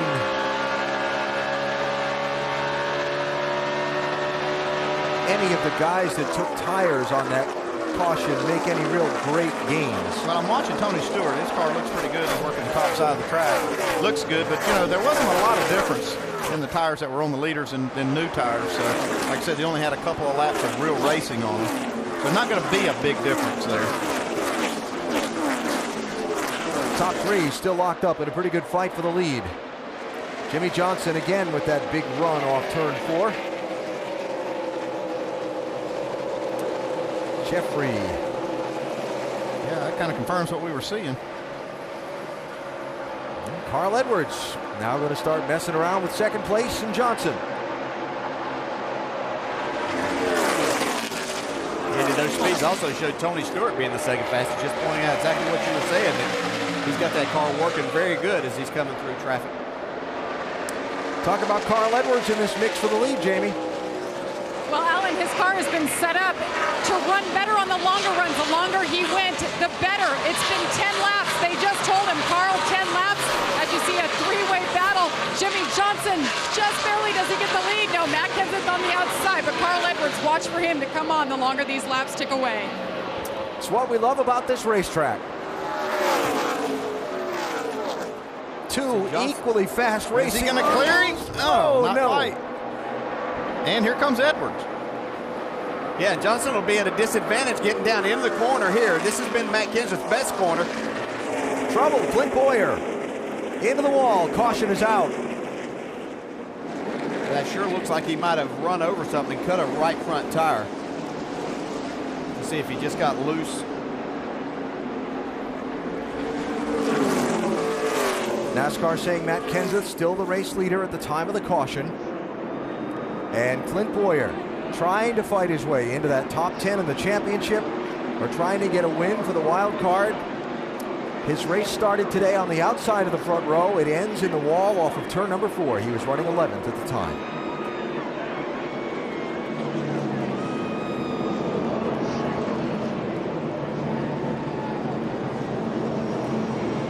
He's got to go back out there.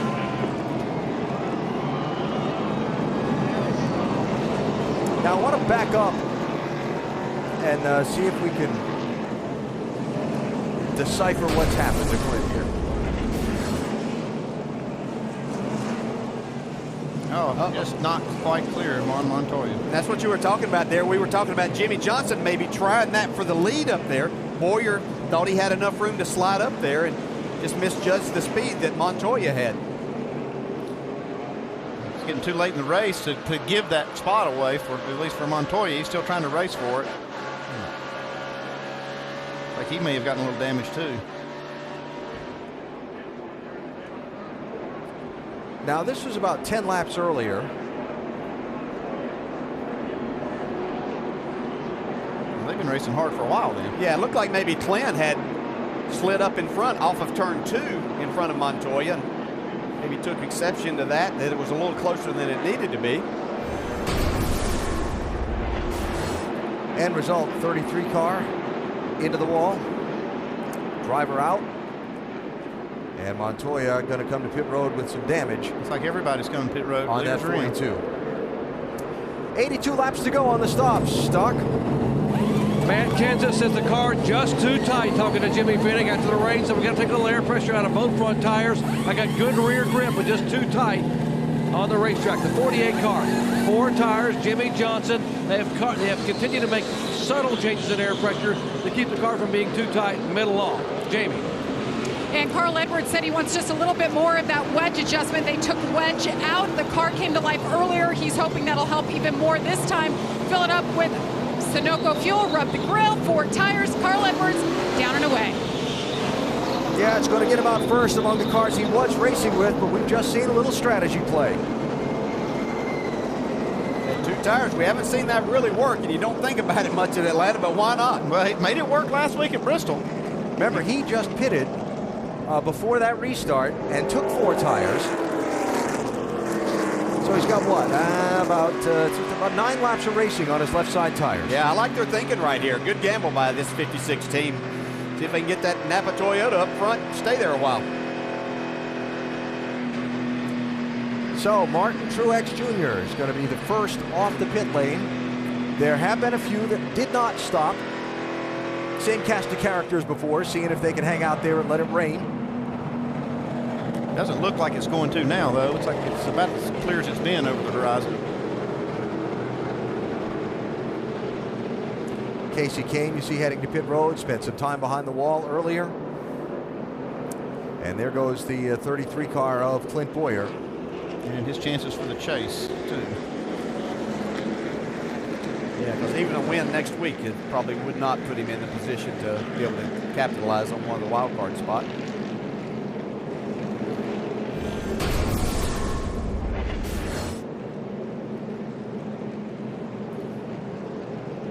Yeah, not real happy with Montoya right now. Clint's not. Put a graphic there that would have said sarcastically. Yeah,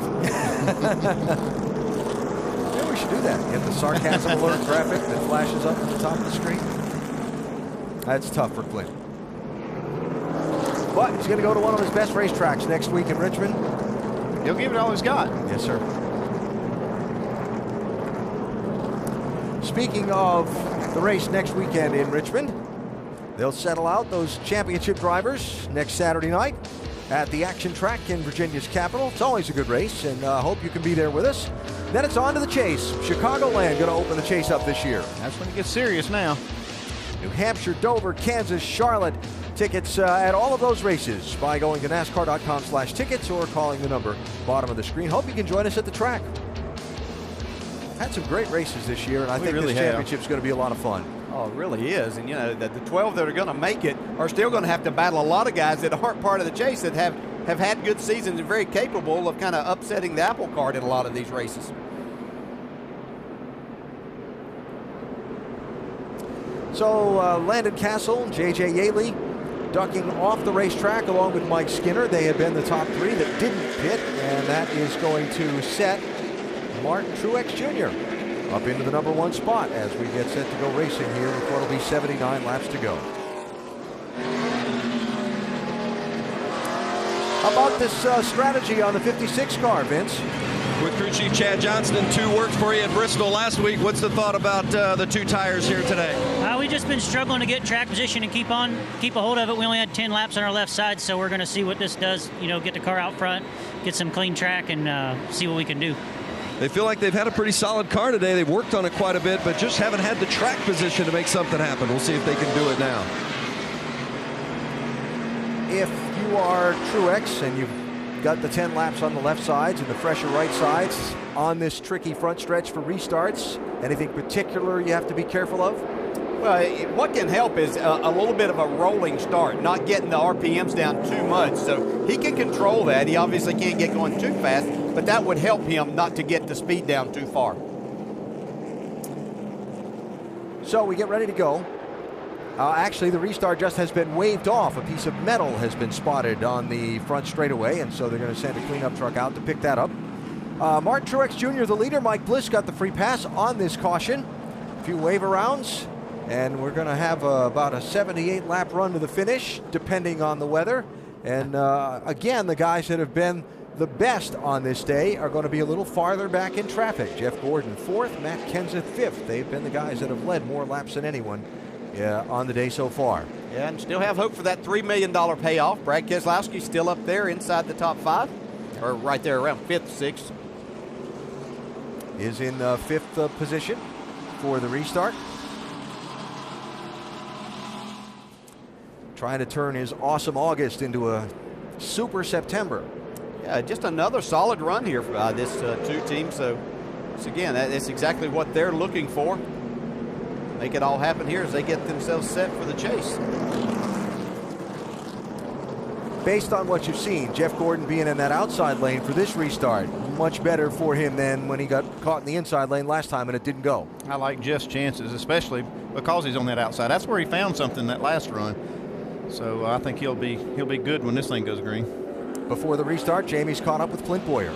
He's been checked and released. We looked at the replays, and you and the 42 were going back and forth for a while. Clint, what happened there? It looked like either you didn't know you weren't clear or he just crowded you. No, I was tied up off the corner, and we fought tight the whole run. You can't race around the jackass. You never can. Anybody in this sport knows what you're up against when the 42 comes up. He dive bombs the starts and bullies his way up in there, and before you know it, he's in the way and wrecking with somebody. And unfortunately, I was a victim this week. It's just a shame. We're out here racing for a spot in the chase. He's racing for nothing, and I'm tired of it. Everybody in the garage area fights him. He's just an idiot. You going to be able to get back out, Clint? I don't even care. He's pretty frustrated, guys. We're going back to green. 3 wide, Jimmy Johnson to the bottom.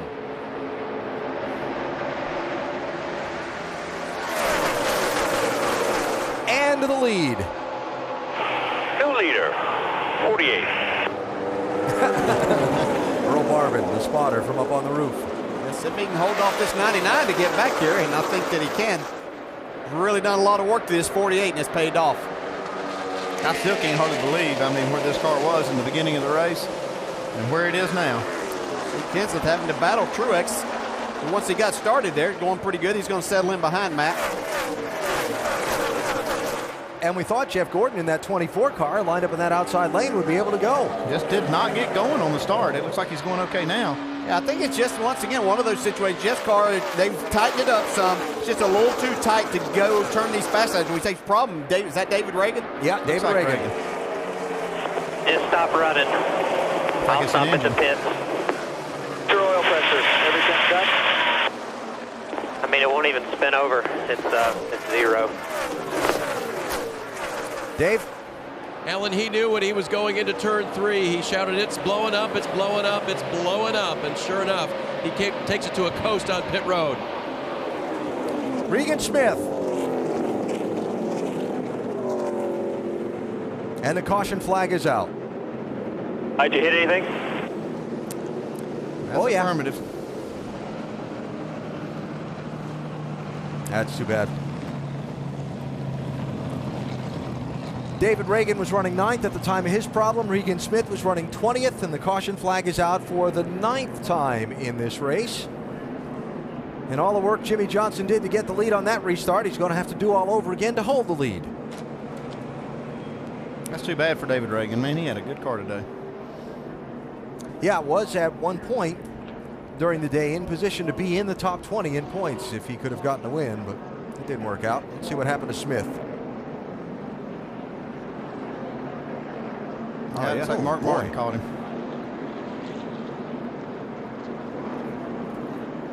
Mark was just trying to slide in behind Regan Smith and misjudged just enough to send Regan Smith spinning. There was kind of awful lot going on there.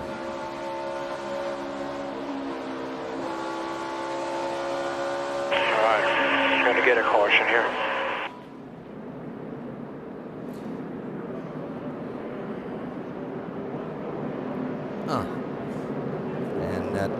At that spot, there's no safer barrier on the wall there.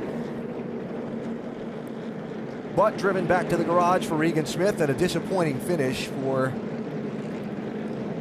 the 78 team. A couple of guys on pit road here, Dave. Kyle's going to take advantage of this. They're going to put 4 fresh tires on that, make sure everything is just okay. Actually, they're just going to jack up the left side. Looks like they're looking a little bit further into the 18 here, guys. We'll have to get back to you with exactly what was going on there. Right. I'm not sure that they're not possibly maybe moving the rear end or something like that, Andy, here. Yeah, they could be making an adjustment in that rear end alignment. There's the trailing arms there. You can Okay, actually steer that rear axle. Let's go. I'm not sure if that's what they're doing or not, but they're making some adjustment there. Yeah, they're doing some, and I talked before that last restart about watching him come up through. He just was not able to do that, so still they've lost the handle on this car, trying to make a major swing at it, looks like. Been a long fight for the 18 team just joining us. Was running in the top 2 earlier, led some laps earlier in the race, but then just the handle's fallen apart, and they've gone back and back, gave up a bunch of track position on a pit stop earlier. And for Kyle Busch, this last run of the race has been all about numerous attempts to find that magic cure to get this 18 back to where it was in the beginning laps of the race. They very well might have something wrong here. You know, you go back to the shop after a run like this, you look for things like, you know, a broken shock or something like, you know, anything, just a binding A-frame. It could be any kind of stupid thing that could make the car act like this. Makes you think that when you can't make any adjustment that seems to help. For Dave Rogers, a long look at the brow furrowed. Yeah. I mean, just a long and difficult day for that team chasing what's wrong with that car that ran so well at the beginning of the day. And with so much on the line today for that team, you know, to win that $3 million from Sprint, for not just for their team but for their charity and a fan, that's a lot of pressure too for the team. And to have this kind of problem, man, it's just tough on everybody. So Kyle, back out on the racetrack, was 23rd when he gave it up for a pit stop. Not something you're used to saying about Kyle Busch.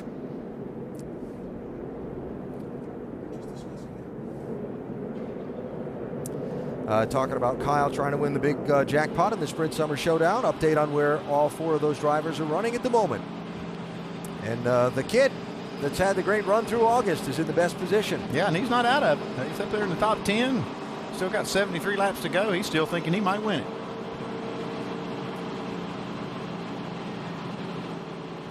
So on that last restart, we saw Jimmy Johnson go 3 wide and get out ahead. Now he's going to have Carl Edwards alongside him for this restart. What about the 99, Jamie?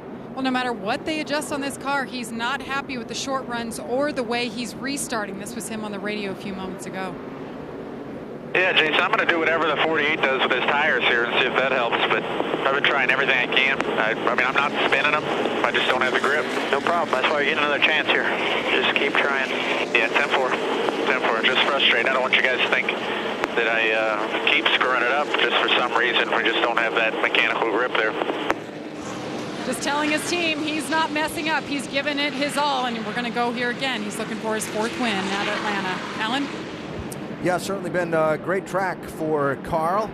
Been a great track for Jimmy Johnson. And been a great track for fabulous finishes. The 2 of them playing into one of the better that we've seen here at this Speedway. This was Carl Edwards' first win. Amazing finish. Terrific.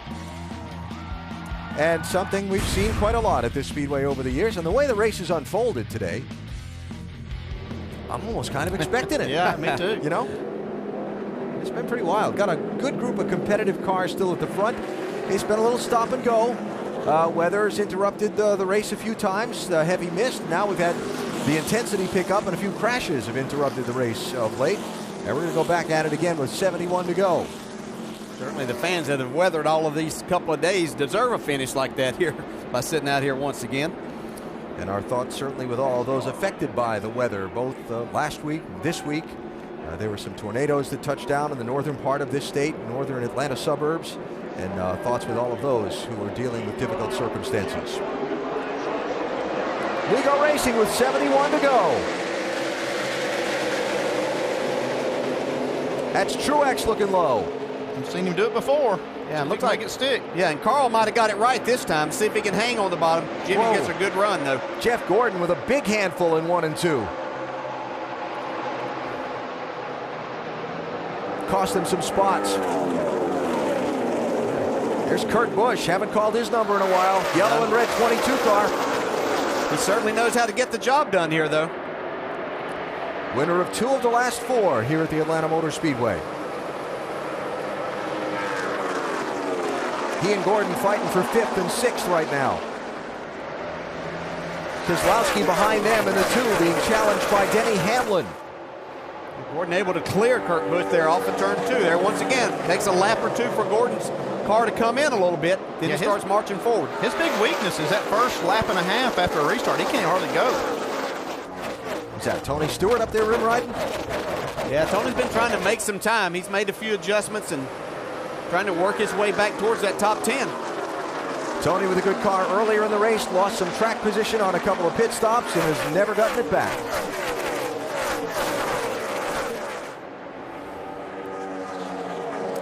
Here's Gordon by Truex. That'll be for 4th place. Big run off turn 2. Paid off getting into 3 for Gordon. Well, when he does get it going, it goes in a hurry, doesn't it? Man.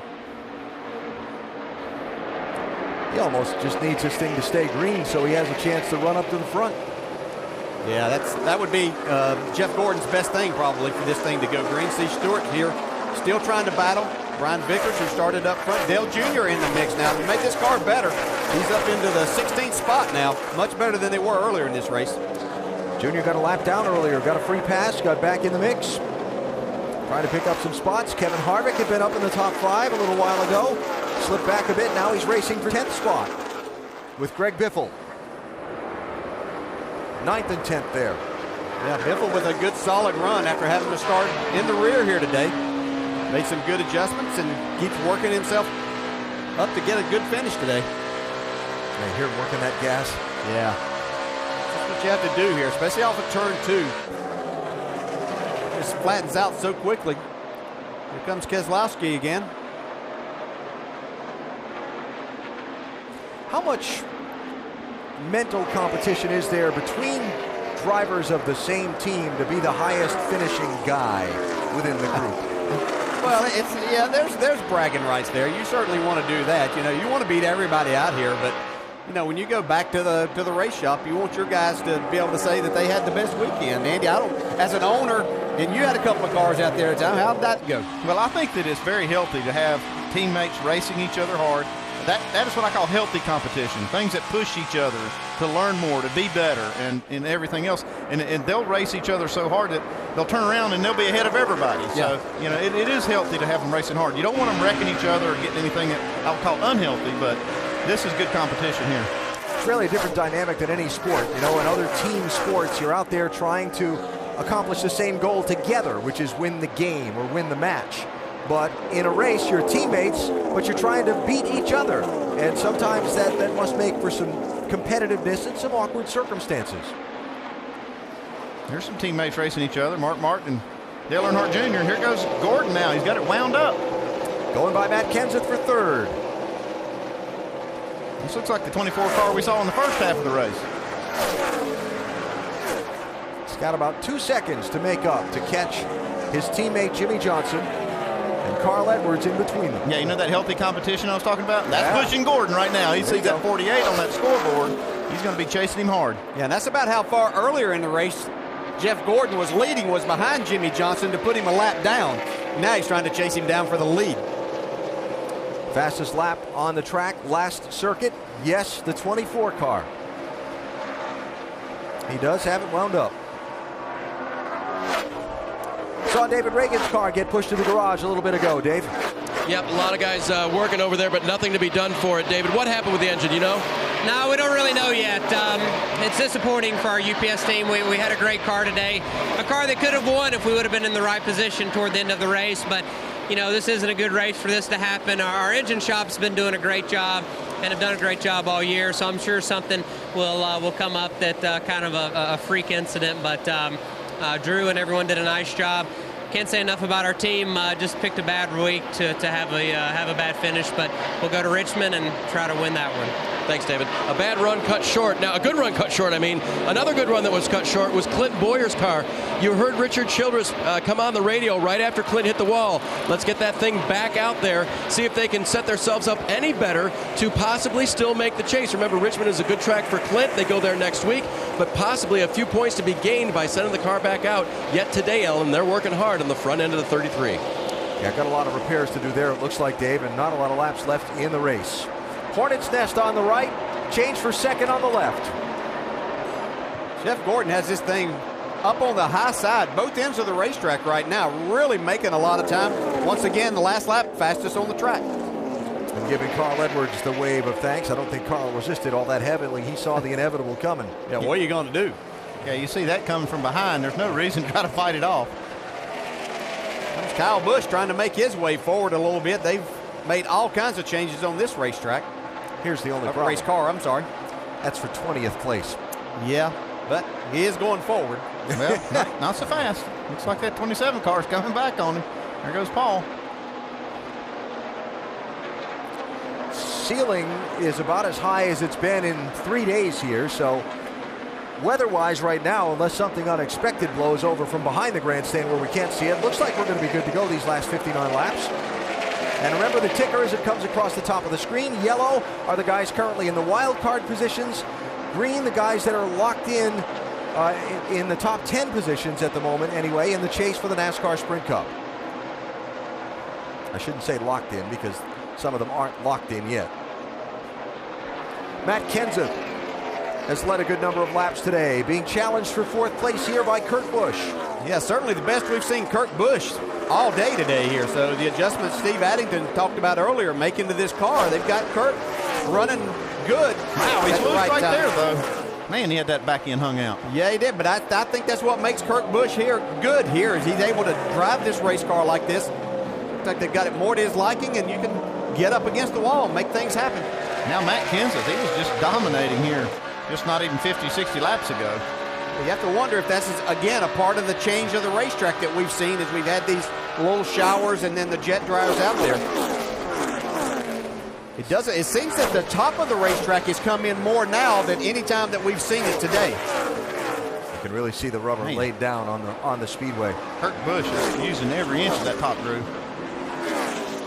Yeah, I'm watching Jeff Gordon gain on Jimmy Johnson, and he is about a lane higher than what Jimmy Johnson is running too. So we've seen Gordon lead a lot of the laps today that he's led down on the bottom side, but this racetrack has changed, and they found where it's fast, where there's a little more grip.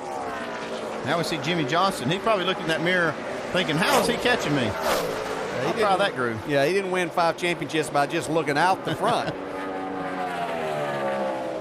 Denny Hamlin trying to move up in that 11 car. 17 of Kenseth sliding back.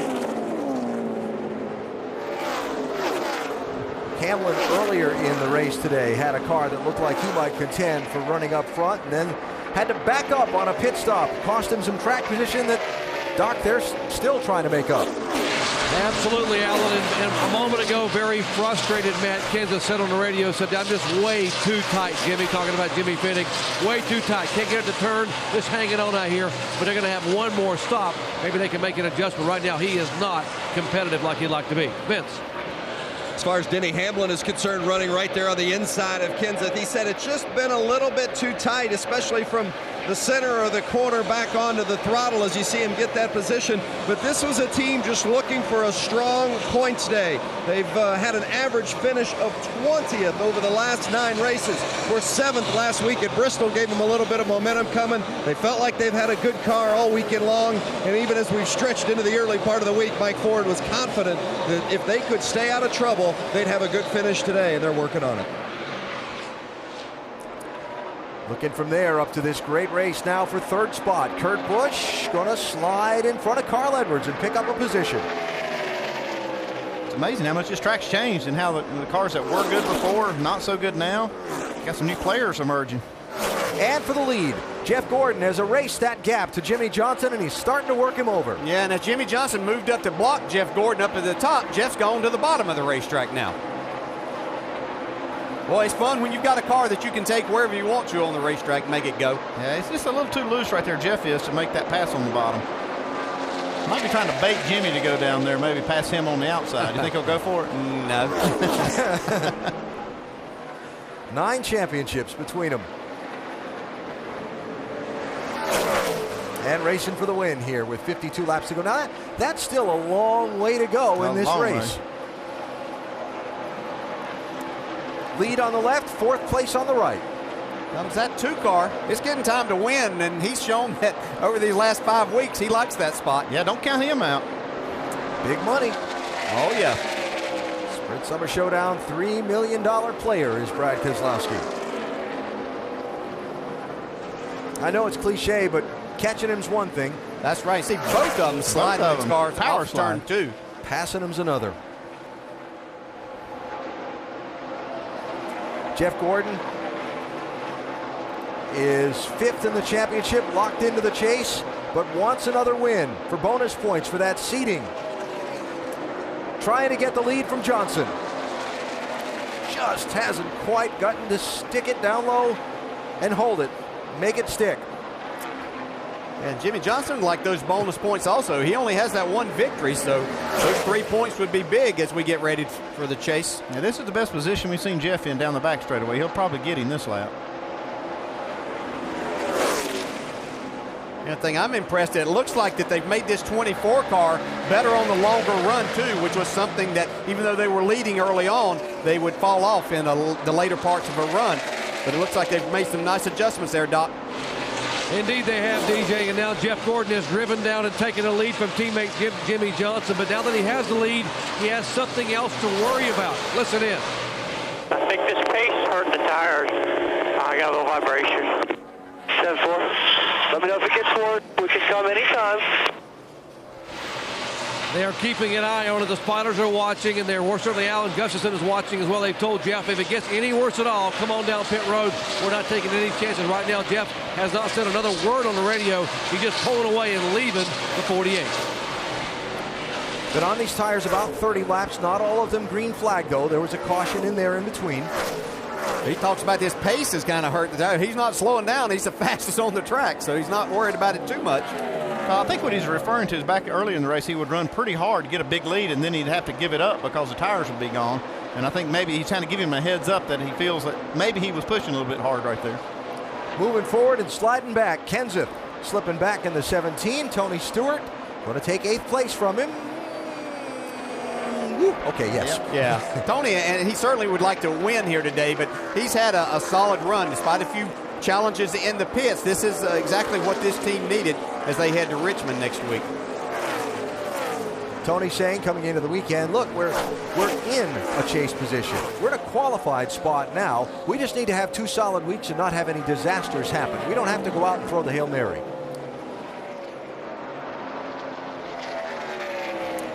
So Stewart running in 8th spot. Jeff Gordon in the lead. His radio a moment ago.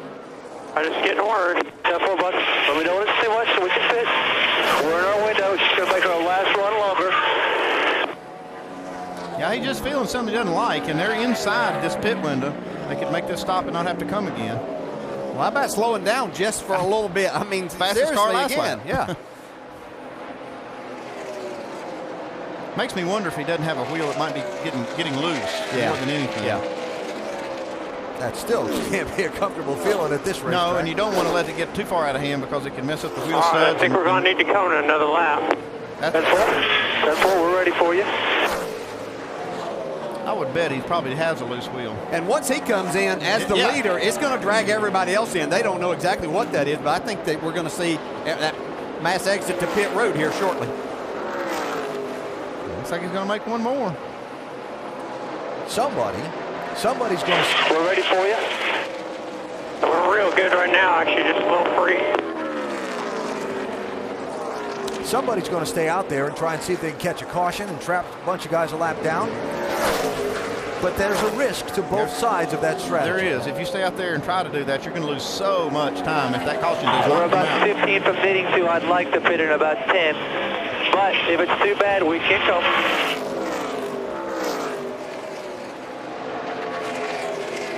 That's got to be the most miserable feeling as a driver. Feeling something in the car, but not wanting to be the one to make that call. Especially when you're leading. Yeah, that's the hardest thing. And again, at a high-speed racetrack, because you know that it only takes a split second for this lead, everything you've worked for all day, to go away. So, you don't want to wait too long, but you also don't want to jeopardize yourself by coming in too early either. So, tough call. But yeah, I like my chances with a 4-time champion like Jeff Gordon. Not pitting again. Sounds like he's going to try and get those 10 laps that the crew chief was looking for. It's like Jimmy's making a pit stop, though. Beat him to pit road. How about that, Doc?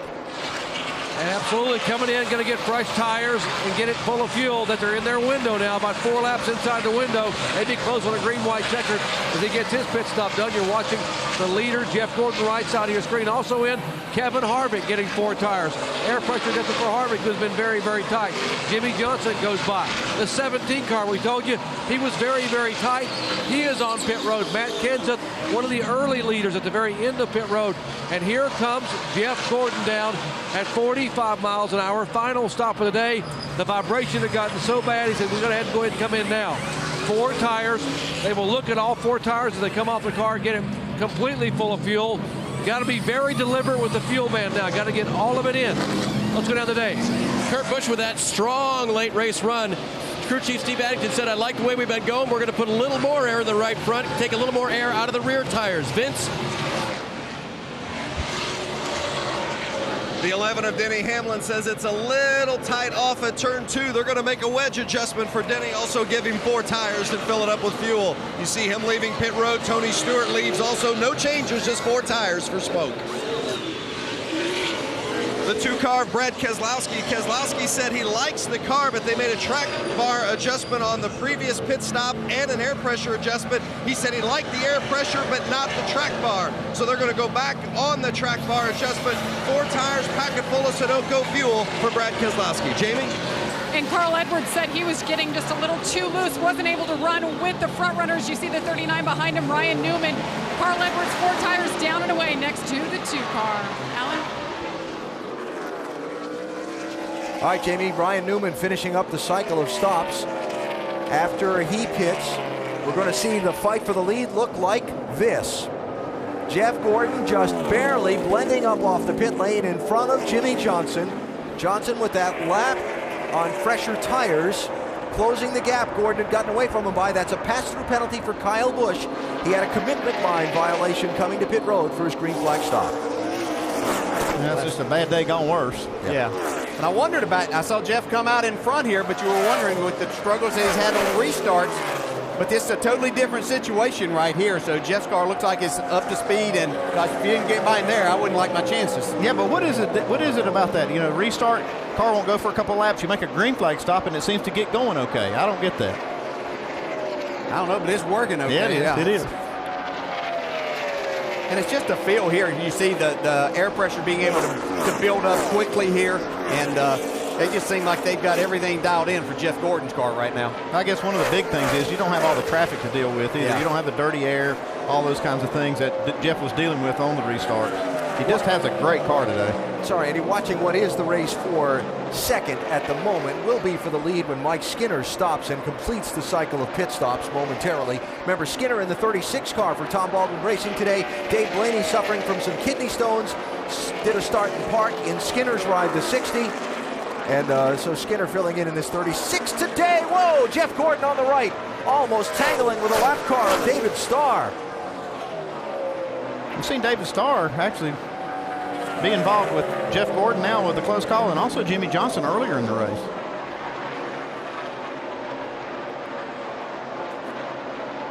That is close. Yeah, and it makes it difficult as a driver having someone out here that you don't race all the time with, not knowing exactly what their tendencies are and what to expect from them. And Jeff Gordon did a nice job of making the best of what could have been a bad situation there.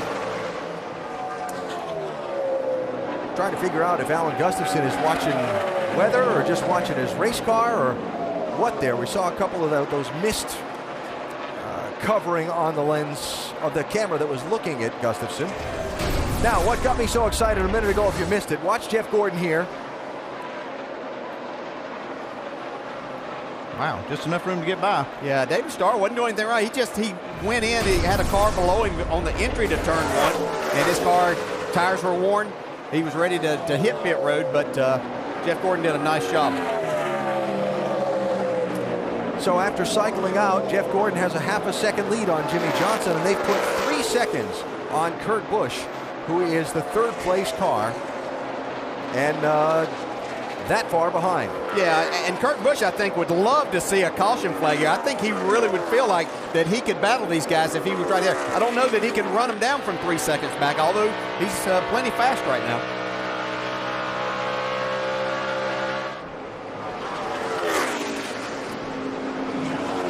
And right behind Kurt is his teammate Brad Keselowski, who's actually a little bit farther back in 4th place.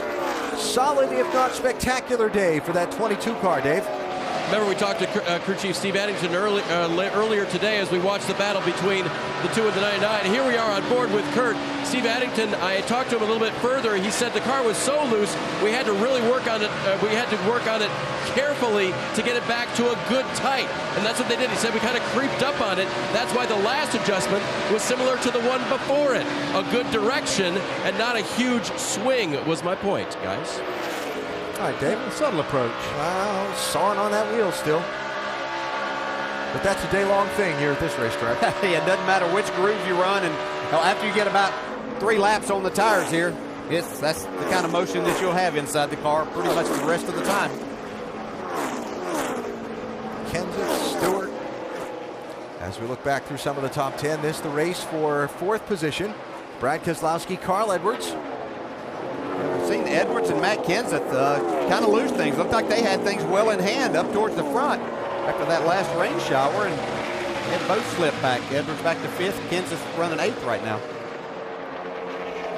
Carl Edwards up there knocking around for the lead a little while ago. And like I said, just not there in this late stage of the race. And how do you figure? Because the conditions have changed so many times across the course of the afternoon. Mist, rain shower, rubber down, rubber picked up, rubber blown off by the track dryers. Go back racing again, long green flag run, couple of short stints between cautions. It's been a day. This would be a big, big win for Jeff Gordon, a milestone win. It'd be his 85th career victory. Comes Smoke, making up some more spots. Goes by Matt Kenseth for that 8th.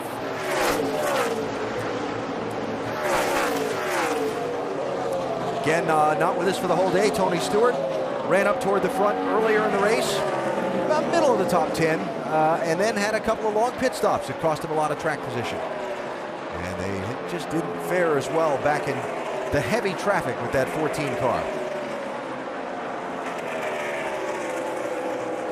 But they seem to have it rolling now, Vince. Well, remember, they won this race a year ago in dominating fashion, led 170-plus laps. So they started this weekend right where they were last year, and it has worked. You mentioned the problems they've had on pit road, but otherwise, Stewart has been moving forward all day long. They've got a car that they even haven't even made adjustments to the last 2 stops, and Tony continues to pick them off one at a time. So Smoke up to the number 8 position. He's got a little ways to go before he can catch Kevin Harvick to try and go after some more. Yeah, and as much as a competitor as Smoke is, you know he'd love to try to have a chance to win this race. So with 27 laps to go, I'm pretty sure he's happy in the position they're in here. Be pretty solid position going into Richmond this Saturday night. Tony, right now, 16 points to the good on Brad Keselowski for that number 10 position. Remember, if Tony has a problem and Keselowski overtakes him for that number 10 spot, Tony could be out of the thing altogether because he doesn't have a win yet. That's pretty tight. I mean, you're talking about, that's really 16 spots on the track next week at Richmond. Watching the race for 4th here, as 1st and 2nd, as well as 3rd, pretty well settled in with 27 laps to go. And it is Edwards trying to find a way back by Keselowski. Look at that run. Yeah, you can see Brad kind of slipping up there in the center of the corner. When that car starts doing that, you just can't put all the power down. Carl Edwards was able to power up right from the beginning in the middle of the corner and make the pass on Brad for 4th. Earlier in the race, we saw that 99 car was definitely better on long green flag runs, and then we got to the second half of the race and had a series of cautions between the mist and some accidents that kept the race kind of choppy and didn't play into Carl's hand the way his car is. Yeah, he's been showing up. His car right now is getting faster on this run since they changed tires. He was the 3rd quickest last time by, but Tony Stewart showing up as a fast car. And, of course, our leader, Jeff Gordon, top speed. Edwards going by the 0-0 of David Rudiman. Had the hood up earlier in the race and lost a number of laps. He's 10 laps down. There's Denny Hamlin, 6th position, with Kevin Harvick trying to close on him. Yeah, Denny with a pretty solid run here today, which is what they needed. Going to one of his best racetracks also next week. Good opportunity for a victory. See Harvick trying to take this spot away.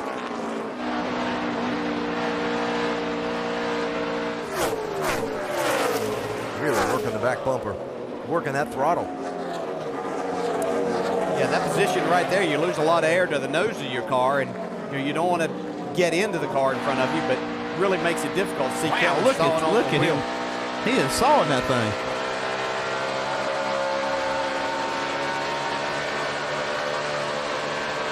Heard from crew chief Gil Martin during one of the rain delays earlier about that they've been trying things and have gone back to some things that they think are what they want to run in the chase. One top 10 finish in the last 7 races for Harvick. So on that momentum theme, really good day for this 29 team. May not be up there knocking around for the win, but they've been up in the front, top 10 about all day. These are kind of days that you can build on, Andy, as a team and a crew chief, knowing that you've got something more to work with. Yeah, they've had a solid day. They were in the top 3 or 4 there early, the first half of the race. Like I said, they're still solidly in the top 10. But these are, you can go away from these and say, okay, we can get a better in this area or that area. But when you're just out to lunch, man, you can't hardly build on that. Jeff Gordon starting to put a little gap on Jimmy Johnson. Opened it up to almost 2 seconds now. I see that back end stepping out a little bit, though, on that 24 every now and then.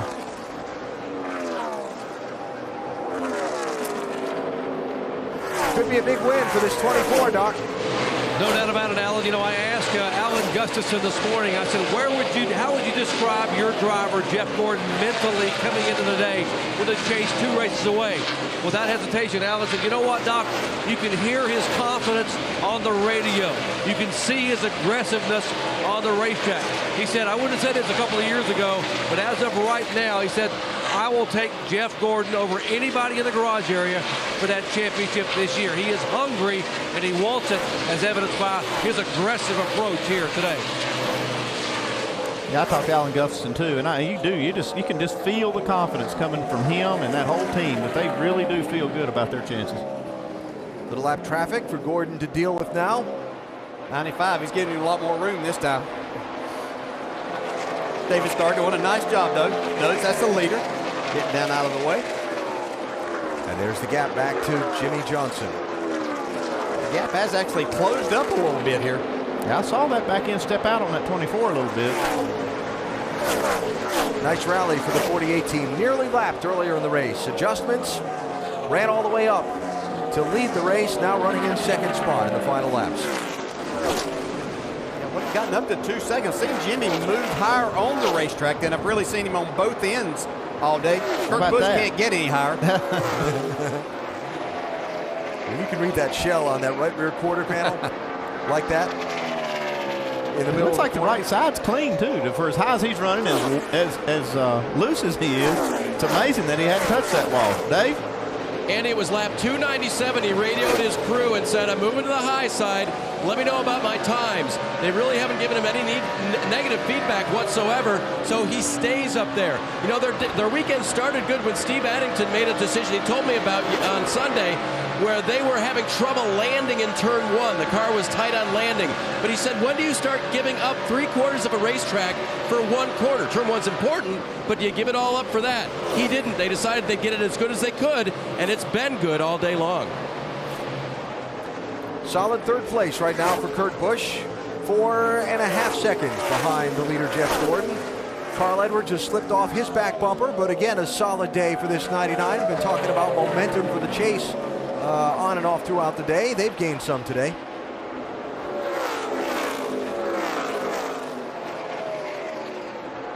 Carl up there racing for the lead not that long ago. And Brad Keselowski trying to win the big jackpot in the Sprint Summer Showdown. Was a little bit deeper in the field earlier in the race, but they've rallied their way up into a top 5 for the moment. Well, they really are racing for more. Even if they don't get that $3 million, they could get into the top 10 in points. They could take those wins, those bonus points for those wins into the chase, and that's a big motivator for them. So they want to try to gain as many points as they can. Right now, it's sitting 17 points behind Tony Stewart for a top 10 spot. Yeah, not only that, too, as we see Clint Boyer heading back out onto the racetrack to try to gain a few points, but Keselowski and him showing that even not on their best days with these race cars, they're able to run up in the top 5, and that's what you have to do if you're going to try to battle Jimmy Johnson, Jeff Gordon for a championship. Trying to see if Boyer can gain any positions. I'm not sure he's going to be able to make minimum speed with that modified looking car he's got. There's one spot he can gain if he can run the rest of the laps. So that's a point. Continuing to look back on some of the drivers and discuss their days. Denny Hamlin running in 6th position. mentioned how earlier in the race had to back up on a pit stop, cost him some time and track position.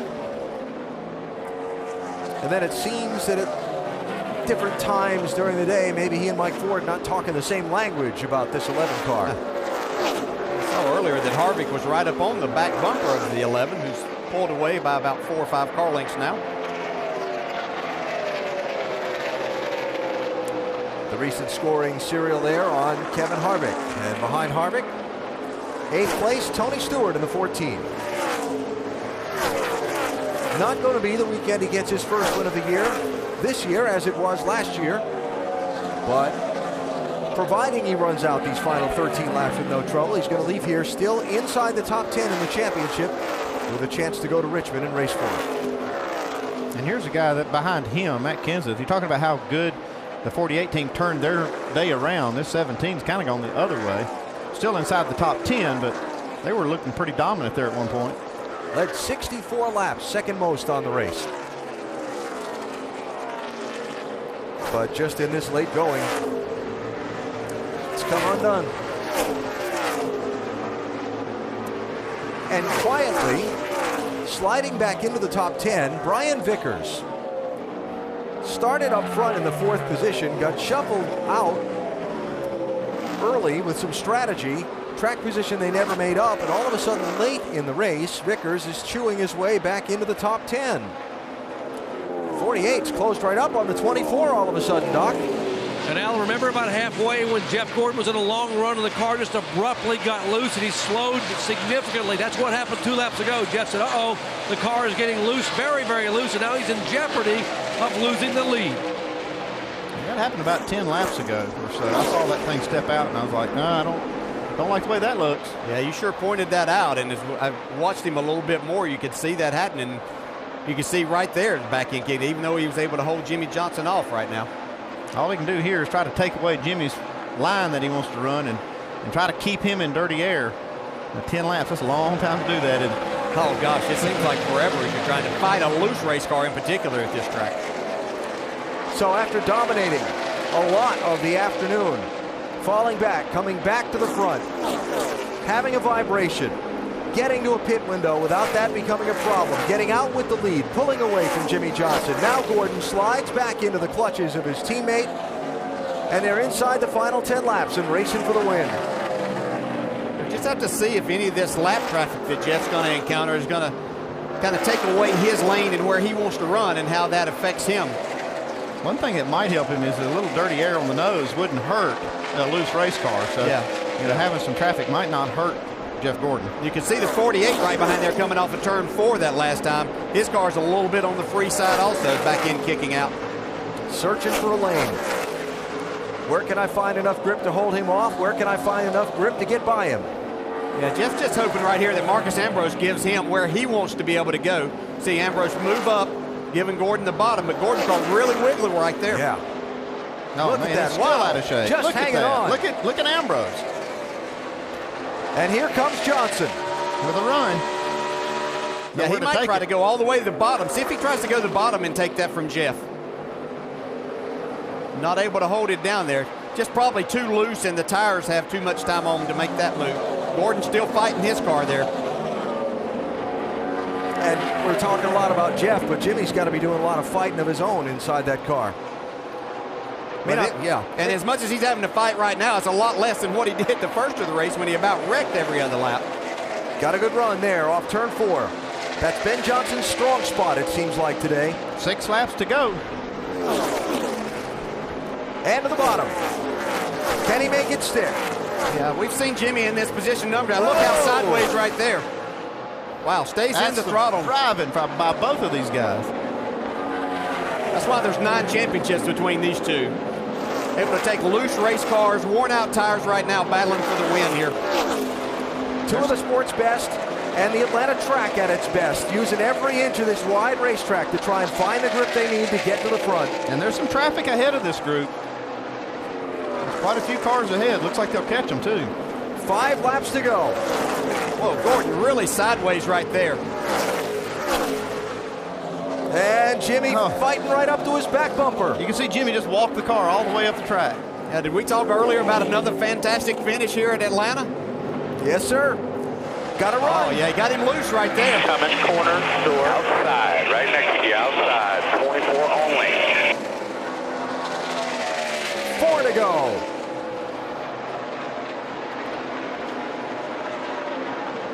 Gordon drives it in to stay side by side. Jimmy's getting a little loose. Both of them wiggling up off the corner. Wow. Clear, you're clear. Let's just see off this front of you. That's good stuff. They're coming to 3 to go. I'm telling you, this is a dogfight. Yeah, Johnson going to try to get a run on the high side. This might get his pass that he's looking for here. That's not what Gordon needs. No, Can't not make this it work. time. 3 laps to go. Regan Smith gives way the lap car. Johnson dives again for the low side. Oh, both of them just using all the track.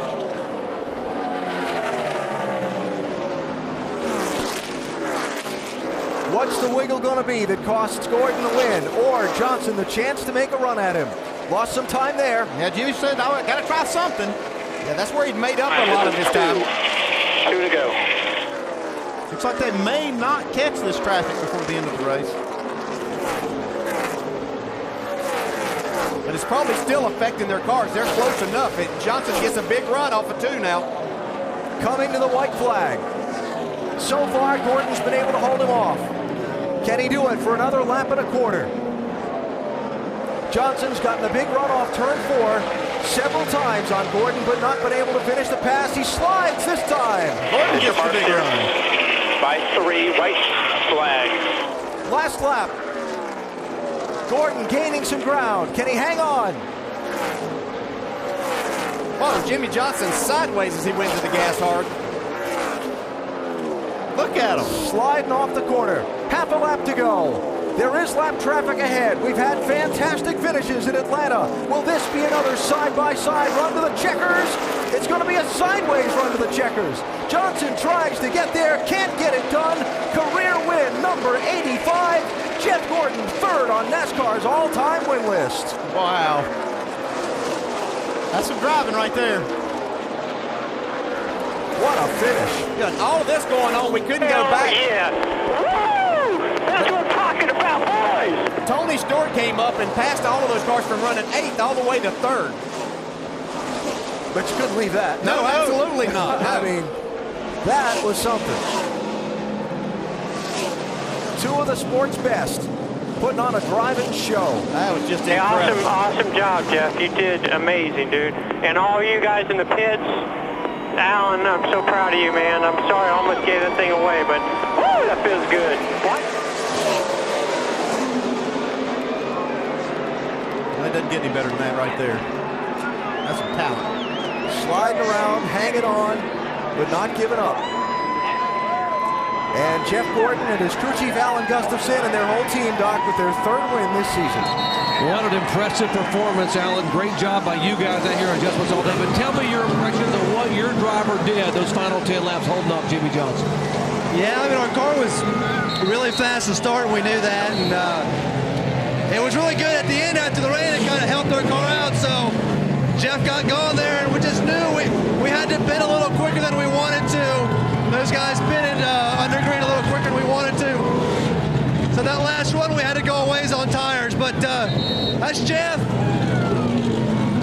Jimmy's car was probably a little better at the end, and Jeff got him. That's Jeff Gordon right there. That says it all, guys. That is Jeff Gordon right there. On a bad day, he's better than most. On a good day, he's the best of the best.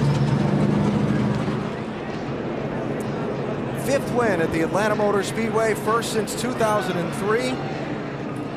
Terrific fight between 2 of the sport's best. Jimmy Johnson, how many times did we see the side of that 48 car hanging out off of one of these corners? How about that last corner? Yeah. He spun the tires to the start-finish line. Yeah, you can see him smiling. He knew that had to be a lot of fun.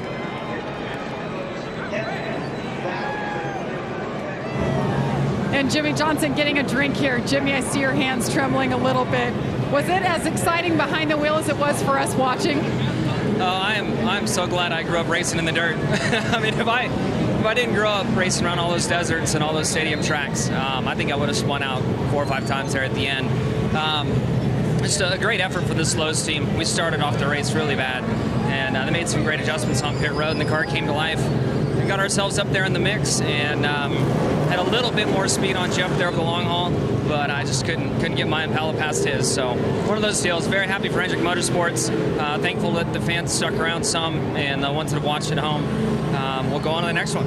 Jimmy, it's not too often we see 2 drivers battling as hard as you guys were for so many laps. What is it like when you're following him? What was going through your mind as he's jumping around trying to block where you're going to run? Well, we were kind of a little bit earlier the run before we were racing each other, and he ran me down, and I got a good feel for where he was fast, and I felt like I may have driven the tires off the car trying to get a big lead on that last run. So when Jeff took off there, I just took my time and hoped that he would run the tires off of his car and I could catch him, and it kind of worked out, but I couldn't get by him in the end. So but what a lot of fun. I mean, really, to race that hard, to be that sideways at 180 miles an hour lap after lap is a good time. I wish we could have got this Lowe's and ball in victory lane, but we'll take second and go on to Richmond. Hey, to have that much fun, you are now the points leader, Jimmy Johnson. Let's go over to Vince. Now the Perseverance Award might go to this guy, Tony Stewart. Fell back as far as 26th today, but man, you were charging those last couple of stints up to a 3rd place finish. How did you do that? Just a really good Office Depot Mobile 1 Chevy. Just really proud of these guys. Long day for sure, and battled a lot of adversity to get back up through there, but really proud. They said we gained 8.5 seconds on the leaders on the last stint there alone, so you look at this thing and look at the front of it and look how beat up it is, and I'm pretty proud of these guys. They gave me a great race car. How big is it from a momentum standpoint to come and have the kind of day you've had today after what you've been through over the course of the last few weeks?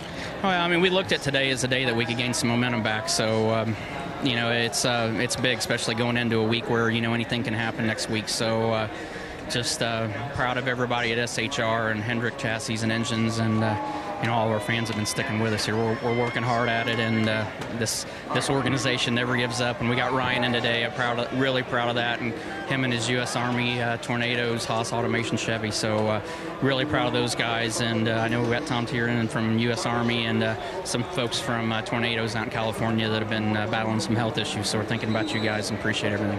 Well done, Tony Stewart. One heck of a run today. 3rd place for 14. Alan? Tremendous run up through in the last laps, and Jeff Gordon out there waiting for the victory lane stage to be set up. No, you don't get the Sprint Summer Showdown money, Jeff. He's trying his best, though, to talk He's that trying to driver talk into following him. Yeah, he's trying to talk him into it. Yeah.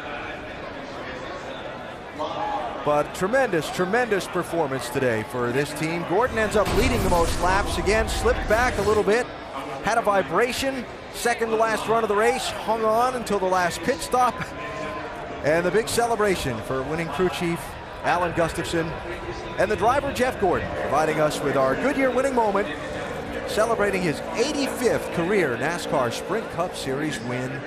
Wow. Yeah, that's a lot of wins, and I know he had to work hard for some of those along the way, but I'm not sure he did any better driving job than what he did right there those last 10 laps.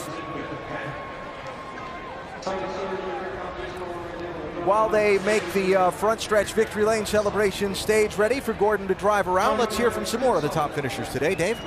And Kurt Busch, who finished 4th, bounced back for the handling during the day. And then much like we saw from the broadcast, Kurt, you were like, where did Tony come from at the end of the day, right? Yeah, it was a great run for us. A chase-type effort. I mean, for us to come home 4th, yeah, Tony was coming from nowhere at the end. And we somewhat surprised ourselves with good adjustments. That's what we've been needing to do, is good adjustments during the race. Solid pit stops from our guys today, too. So great run for our Shell Pennzoil Dodge. It's great to be locked in this chase. And just all of our sponsors with AAA, with Lennox, Snap-on, our friends at Coca-Cola and Tag Heuer.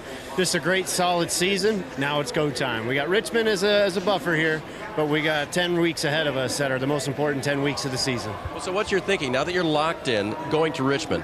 Well, Richmond was a fun race for us last May, as well documented. I can't have people not stop talking about it. So maybe we can bounce back, get that behind us, and then go and attack Chicago, one of my favorite racetracks, and just get into the groove of the chase where every position counts. Everybody needs to click on all 8 cylinders on our team, and just our Dodges right now. Keselowski's in, we're in.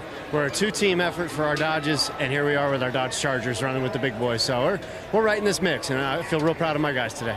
Sounds like they could be pretty powerful, Alan. Kurt mentioned it. Tony Stewart mentioned it as well, who is locked into the championship. Top 6 were locked in starting the day. And now there are more joining in the group. Kurt Busch has clinched a place in the chase. Ryan Newman has clinched a place in the chase. Can't fall out of that top 10 with just the one race remaining. And Brad Keselowski, there's only one race left. Nobody can overtake him on wins, and he can't fall out of the top 20, so he has clinched a place in the chase and at least one of those wild card spots as well. Vince? Jimmy G gone from pit lane. And the chase certainly makes Brad Keselowski happy, and a 6th straight top 10 finish today. I know you didn't get that sprint bonus you were looking for at the end of the day, but still a very strong run for you guys. Yeah, we were just a little bit off all weekend, and the run next to last, I felt like we got close. You know, we were a 2nd or 3rd place car there, and just kind of got stuck behind in some track position. I think we were running 4th or 5th, and got back off on the last pit stop. So, all in all, it's good to come out of a race where we felt like we were off all weekend and get a 6th out of it. That's what we need to do. That's what we need to do going in the chase, bring home cars without scratches on them and get solid finishes when we're not at our best. And I'm proud of my guys for that, and everyone on the Miller Dodge team. A couple of months ago, you guys were just trying to get yourselves to be a top 15 team each week. Now all of a sudden, you're a Chase championship contender. How confident are you that you guys can win this championship? Well, today was a huge confidence booster because we took a bad day and still got a good finish out of it. So that's exactly what you've got to do for the chase. And today was a huge confidence booster, as big as any of the other races. Brad Keselowski finishes 6th today, Alan. Behind Jeff Gordon, who has rolled into the victory lane area, set up on the front stretch where he could celebrate in front of all the fans. And what a win to celebrate. The guy who started his career at this racetrack back in 1992 November, his first ever event in this series. Now today celebrating being the 3rd winningest driver of all time.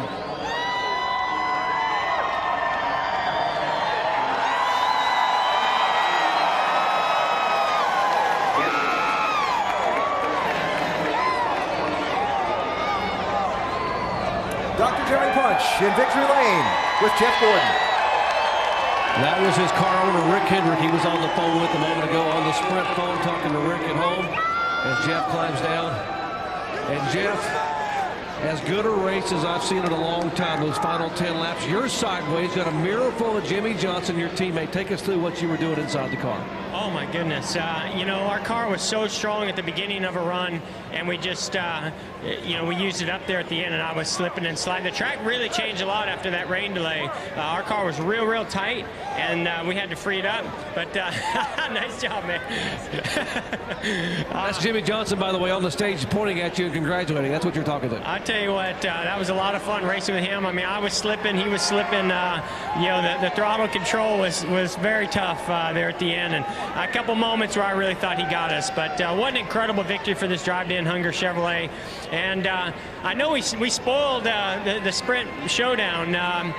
So I didn't mind sitting back there for a while waiting to get over here to Victory Lane because it was just an incredible day. And, man, this team is on a roll. And I don't care if it's Sunday or Monday or Tuesday, the NASCAR fans coming out like this to support us and have a race like that, man, that's awesome. This feels awesome. And I got to thank, again, Drive to End Hunger, text Hunger to 50555, DuPont, Pepsi, all of our sponsors. We're just so thankful, and what an incredible day. Jeff, I don't know if you could see it. I know you had your hands full, but on the final lap of the race, Jimmy was just as sideways as you were trying to hang on and trying to be able to get a run at you.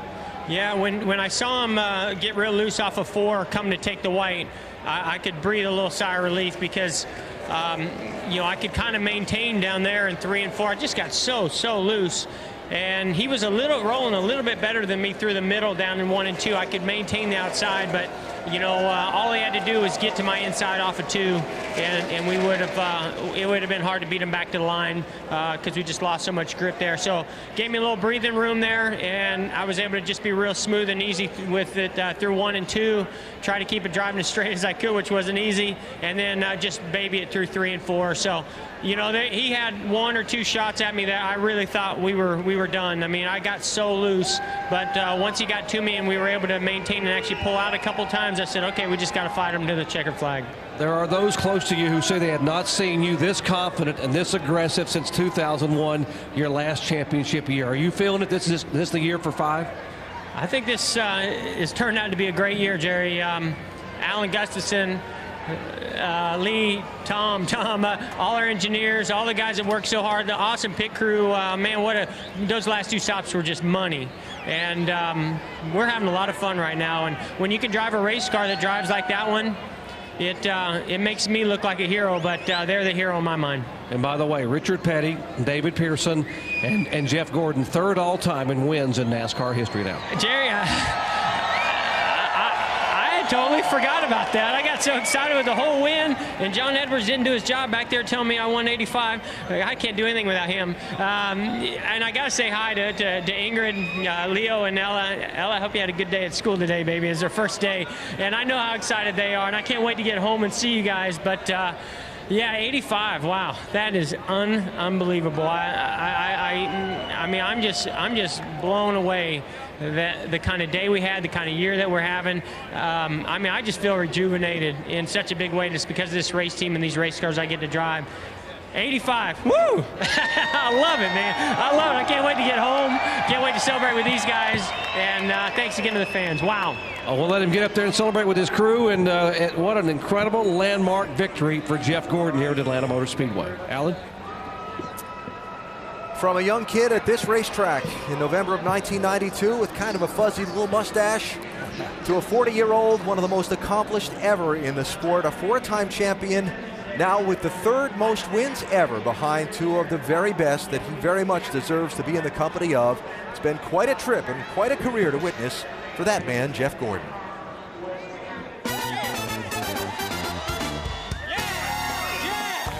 First time I saw Jeff was at an open test at Charlotte Motor Speedway.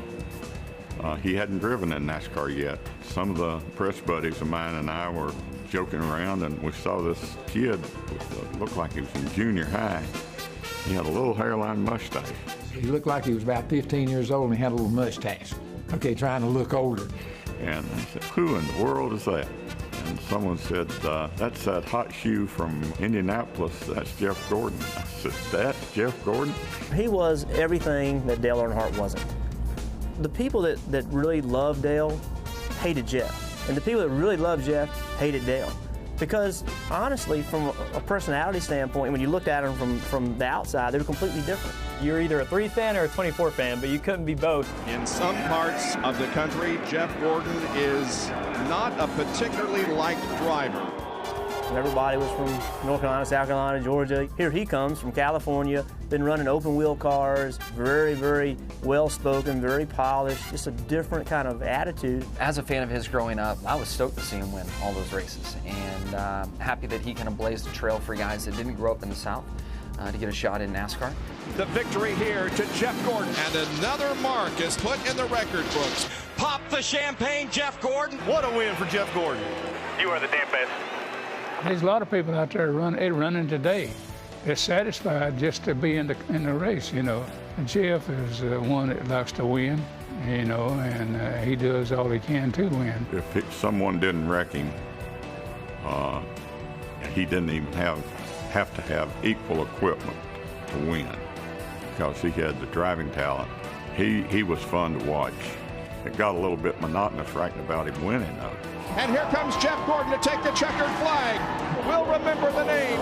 Jeff Gordon, winner of the inaugural Brickyard 400. The championship goes to Jeff Gordon.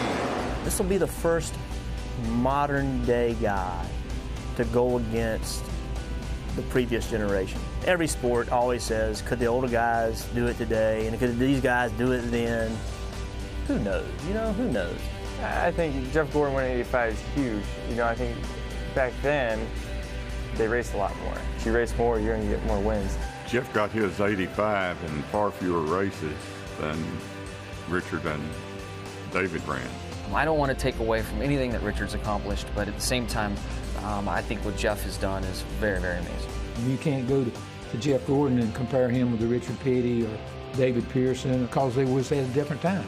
You compare people to their time with the people that they run against. At the end of the day, he's going to put himself in the same place as the big names of our sport, and that's always important. So Jeff will be number 3, and that's a pretty good deal when you look at 63 years race car drivers. I don't think we're going to see anyone win 85 moving forward. I think he's fighting for sole possession of third forever. It was number 85 and third on the all-time win list today at Atlanta for Jeff Gordon. And perspective on what Gordon's accomplished from DJ and Andy. You heard what some other folks, including the King, had to say about it. Your thoughts on 85? Well, it's just incredible, and having the opportunity and the good fortune to race against a champion like Jeff Gordon, it's just amazing. I think a champion can be defined in a lot of different ways. Obviously, trying to look at different eras, that is difficult, but he's won on every type of racetrack, from road courses to short tracks to the super speedways. Everywhere that he goes, he's been a winner. He's raced against more competition than anyone else has ever had and gone to 85 wins. Just incredible, and today was another remarkable win in his great career. Yeah, and I was lucky enough to actually, I knew Jeff before he even came and started running stock cars, and then we were in that rivalry with Jeff Gordon when he was just coming into his own and starting to win races. And the last year I was with Dale, we lost a championship to them, and I knew then that he was great and had a lot of greatness left in him. And what he's done lately, I mean, he's as fast as I've ever seen him. I think he's going to have a good shot to win the championship this year. Speaking of championship, the standings after the conclusion of today's race with now Jimmy Johnson leading Kyle Busch. Several other people locking themselves into a place in the chase, and people setting themselves in position to try and win that final wild card spot when we go to Richmond next Saturday night. Only guy in the top 5 finishers we haven't heard from yet is Carl Edwards with Vince Welch. Carl Edwards, top 5 today, finishes 5th. Not the top 5 spot you wanted. What were you missing? We got a little bit loose there at the end, but today was a run for those kids at the Aflac Cancer Center. You know, we appreciate all the folks going to aflac.com/friends and supporting them. We really wanted to get a win, and I know Sprint wanted to give away that money too. That's pretty neat that they did that program, the Sprint Summer Showdown, and that's a positive move for us. You know, we haven't been running that well. Today I felt like we had a car that could contend for the win, and now we'll go to Richmond and we'll go start the chase, and hopefully we can build on this. It's a fun racetrack. That's as much fun as you can have driving one of these race cars. Everybody enjoyed that one today. Carl Edwards, 5th place, his first top 5 in almost 2 months. All right, Vince, thanks. So there are all of the top 5 finishers, and we've talked with 2 of the 3 that have locked in their place in the chase today. Heard from Kurt Busch earlier. As you look back, Earnhardt Jr. and Tony Stewart and what they have to do next weekend. If Brad Keselowski were to win the race, Tony has to finish 18th to lock himself into the top 10, and Dale Jr. has to finish 20th or better to lock himself in, and that's if Keselowski wins the race at Richmond next Saturday night. The other guy to lock himself into the chase that we haven't heard from yet, that guy in 8th place in points, Ryan Newman with Jamie. And Ryan Newman does exactly what he needs to do today to get the job done and seal a deal in the chase. Finished 20th. Wasn't that great, but let's talk about your chase berth after missing it by 1 position last year. What a relief is this for you and your team? We're proud of, we're not proud of our finish, but we're proud of what we accomplished with the finish. And just really got to thank U.S. Army, Tornadoes, Haas Automation, Wicks Filters, Bass Pro Shops, NRA, all the people that have jumped on board this year. We've got 11 more races to go, a free one in Richmond, but that opportunity in the chase, that's what we've been striving for all year. So really proud of everybody at Stewart Haas Racing. Last year, once you didn't make the chase, you guys went on and scored the most points of anybody out there. So looking forward, Richmond is first up. What are your thoughts? I like Richmond. We've done really well at Richmond before, and that's a stepping stone for the next 10. We can build a little momentum after a 20th place finish today. Congratulations, Ryan Newman in the chase, 8th in points. Mentioning Richmond and that race that'll decide that final place in the chase. That is next weekend. NASCAR Now with the late night wrap up on all of today's activities in Atlanta at 2 a.m. Eastern on ESPN2. Then next Friday night, a Dash for Cash race for the Nationwide Series. Coverage presented by Jack Daniels. We're on all day from Richmond, starting at noon Eastern. The Nationwide race is Friday at 7 Eastern, and then next Saturday, that Sprint Cup race, the final one to set the field for the chase. ABC next Saturday at 7 Eastern time. Oh, what a race. What an accomplishment for Jeff Gordon. Presentation there from NASCAR President Mike Helton, commemorating a huge accomplishment. And boy, he had to work hard for it. Yeah, he sure has. And I think another thing that we have to look at is Jeff Gordon outside the race car. Yeah, 85 wins is fantastic, but how much he's done for this sport and getting it known in other areas. So Gordon with a win after a terrific fight with Jimmy Johnson in the final laps, his third win of the season and his 85th career victory, taking over third on the all-time NASCAR Sprint Cup Series win list. Sports Center is coming up next, including more post-race coverage from here in Atlanta. This has been a presentation of ESPN, the worldwide leader in sports. Delayed a day and a half by rain. They went racing for 500 miles on a Tuesday in Atlanta, a racetrack where Jeff Gordon has enjoyed so much success and locked up some championships over the years. And on this afternoon, he had to fight hard with a man he brought to the sport's top level, who's earned one more championship than he, Jimmy Johnson. And in the final laps, two of the sport's best put on quite a show. Jeff Gordon came home with the trophy and his 85th career victory.